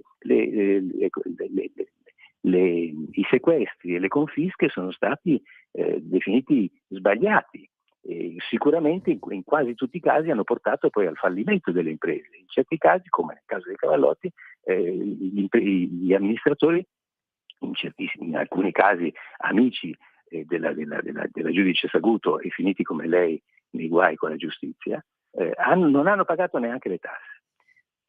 Ora, voi capite l'irrazionalità e la consideratezza di norme del genere. È evidente che mancano i controlli, mancano soprattutto manca una logica nell'avvio di una misura di prevenzione, perché se può partire per un sospetto senza alcun riscontro, si apre la porta a qualunque tipo di eccessi, di abusi e di malversazioni, ovviamente, perché se c'è un giudice corrotto che desidera appropriarsi di un'impresa e lo fa per motivi appunto del tutto illeciti, purtroppo in assenza di regole, in assenza di limiti ben precisi e ben stabiliti, può farlo, come è accaduto per esempio nel caso della giudice Saguto ex.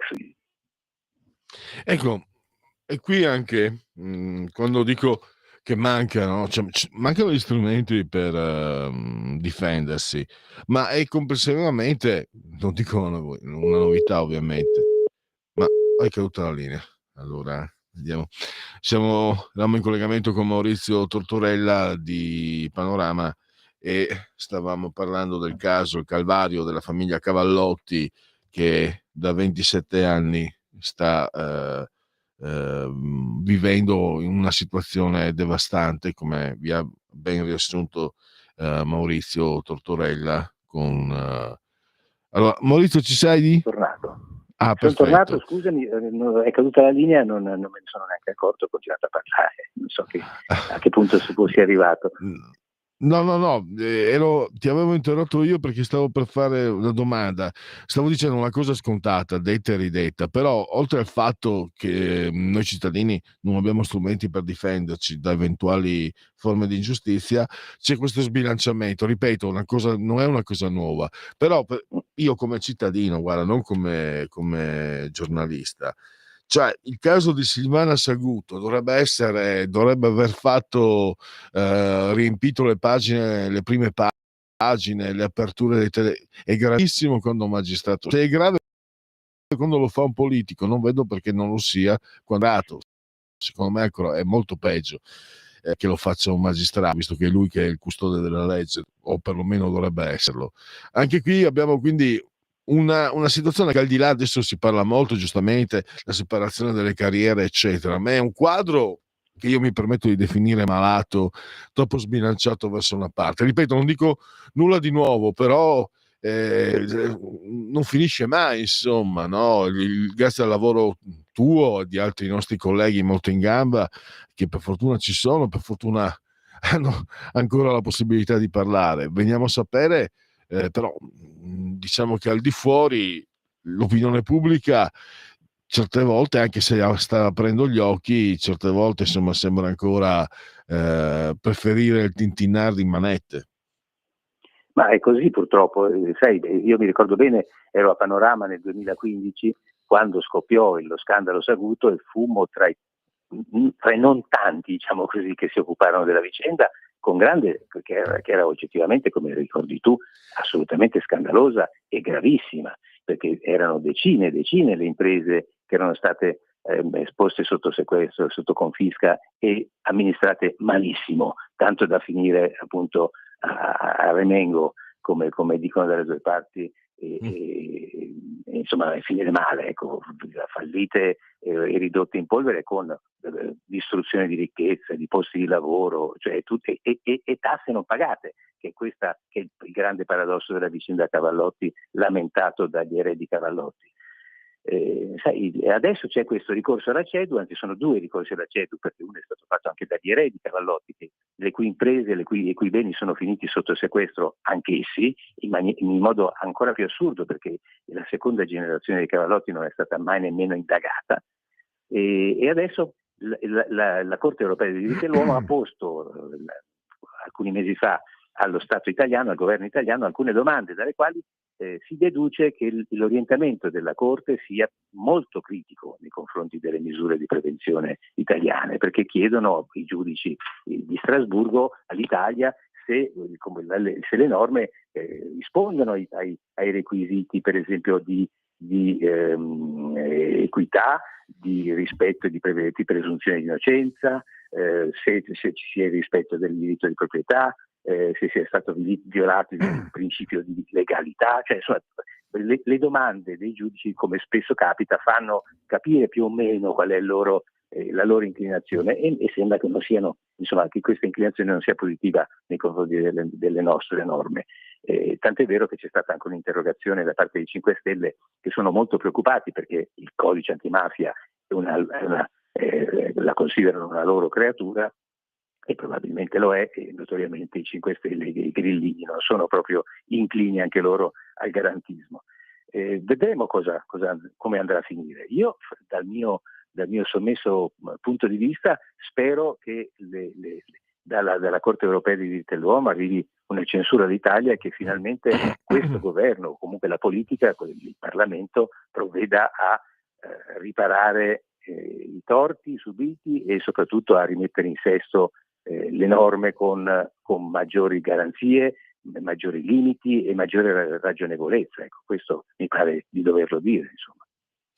Ecco, tu hai scritto anche che diventa molto importante la sentenza perché farà giurisprudenza, quindi poi però bisogna ovviamente, Maurizio, speriamo che se ne accorga innanzitutto speriamo che la famiglia palermitana abbia finalmente, i Cavallotti abbiano finalmente pace e abbiano giustizia anche, ovviamente. E poi speriamo, c'è da sperare che, come mi sembra che tu prevedi una sentenza a favore dei Cavallotti, se ne accorgano anche un po' tutti i giornali, non solo certuni. E poi bisognerà anche, ti chiedo, magari è brutto metterla così, ma sarà anche la politica dovrà, in caso di una sentenza favorevole ai Cavallotti, la politica, secondo me, però ho paura di sbagliare dicendo questo, ma la politica poi dovrebbe utilizzare quella sentenza per portare avanti certe istanze, soprattutto chi vuole riformare la giustizia, i politici che vogliono riformare la giustizia. Cosa ne pensi? In teoria è obbligata il Parlamento, il legislatore italiano, di fronte a una condanna di norme italiane, deve intervenire per adeguarle alle richieste alle censure che provengono da Strasburgo, dai giudici di Strasburgo. Quindi questo va fatto, andrà fatto, ovviamente se la sentenza finirà come io mi auguro, come noi ci auguriamo. La stessa cosa è successa però in altri campi, senza che poi le norme siano state proprio adeguate alla perfezione. Però sarebbe già un primo punto di partenza e sicuramente l'inizio obbligatorio di una riflessione importante che io spero poi possa portare a cose positive, a risultati positivi. Vedremo. Intanto leggiamo, se non l'avete fatto, lo trovate ancora in edicola, lo trovate online per l'ultimo numero di Panorama, uscito mercoledì scorso, e trovate questo articolo che spiega veramente molto molto bene, come sa fare Maurizio, questa vicenda davvero, secondo me, troppo poco conosciuta, perché è davvero una vicenda gravissima. Maurizio, io ti ringrazio naturalmente e a risentirci a presto. Grazie Pierluigi, grazie ovviamente ai tuoi ascoltatori, ringrazio te per l'ospitalità che è sempre molto, molto utile. Grazie. Grazie a Maurizio Tortorella. Adesso ci avviciniamo verso la conclusione di questa trasmissione. Vediamo se ci sono aggiornamenti dalla Germania. C'è stato questo. L'ANSA dice che si tratta di non si capisce se si tratti di un incidente o di un attentato. Nell'Land tedesco del Baden-Württemberg non è chiaro se si sia trattato di un incidente o di un gesto volontario. Fermato il conducente, secondo alcuni testimoni un SUV nero è piombato sulla folla ad alta velocità. Il Policlinico Universitario ha allertato la sezione di terapia intensiva. Trump potrebbe decidere oggi la sospensione delle armi a Kiev. Londra, nessun accordo. Parigi, Regno Unito sulla tregua di un mese. E un'altra notte di riposo per il Papa al Gemelli per la polmonite, situazione stabile. Poi abbiamo auto sulla folla a Mannheim, sempre l'apertura del Corriere, 2 morti e 25 feriti, chiuso il centro, si parla di un fermato. Poi la morte di Eleonora Giorgi, regina del cinema degli anni '80, aveva 71 anni. Cioè, Verdone, io e Giorgi amici dei tempi della scuola, doveva lavorare in vita da Carlo e l'hanno impedito. Il New York Times, Trump discute oggi lo stop alle armi a Kiev, bombe russe sul centro militare, decine di morti. Ecco il piano di Londra e Parigi. Non è vero che l'Europa frega l'America, come sostiene Trump, però potrebbe farlo. Questo è Federico Fubini. Poi vediamo cosa ci racconta l'apertura della Repubblica. Germania, auto contro la folla a Mannheim, 2 morti, almeno 25 feriti. Dagospia ha l'apertura dedicata al celebre infettivologo Bassetti.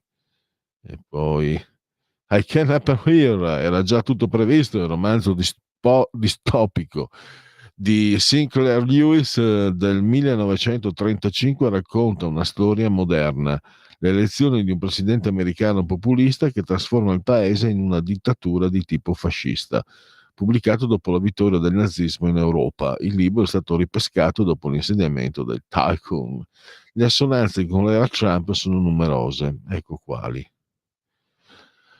Con Bella Stronza eravamo soli contro tutti. Marco Masini, ospite del podcast di Fedez, torna sul duetto a Sanremo con il rapper che ha scatenato polemiche. È l'unica cover che oggi c'è in classifica. Il cantante parla delle accuse di istigazione alla droga e alla violenza per disperato e del lungo periodo in cui era finito nell'ombra. Nella mia mente c'era la convinzione che comunque queste cose passano, come oggi passano notizie sui social. Buonasera, sono la puericultrice, la frase pronunciata da Rosa Vespa, la donna che si è portata via una neonata da una clinica privata di Cosenza, alla mamma della piccola rapita. La bimba è stata consegnata pensando che la signora le cambiasse il pannolino, invece l'ha sequestrata e spacciata ai familiari per sua figlia. La rabbia della vera mamma, nella clinica nessuno si è accorto di nulla, l'allarme l'ho dato io, non v'è stato alcun controllo. E infine chiudiamo con Massimo Cacciari. L'UE si vergogni delle sue politiche e avanzi proposte. L'atto di accusa di Massimo Cacciari. L'impotenza dell'Occidente ha fatto sì che si arrivasse al punto criminale di far vincere Putin. Non si possono mettere in campo iniziative singole. Qualsiasi paese europeo che oggi dica mandiamo dei soldati crolla il giorno dopo, non scherziamo. A mancare Angela Merkel. L'Europa deve tornare a parlare con Russia e Cina, poi sfida la Meloni. Se ha così buoni rapporti con Trump, potrebbe contribuire a puntini. Noi invece possiamo contribuire a chiudere. Grazie a Sveva. Vi lasciamo con i Rockets on the Road Again, richiesti da Luca da Brescia, Luca con la K rigorosamente, e non mi resta che ringraziare tutti voi per aver scelto anche oggi Radio Libertà. Miau.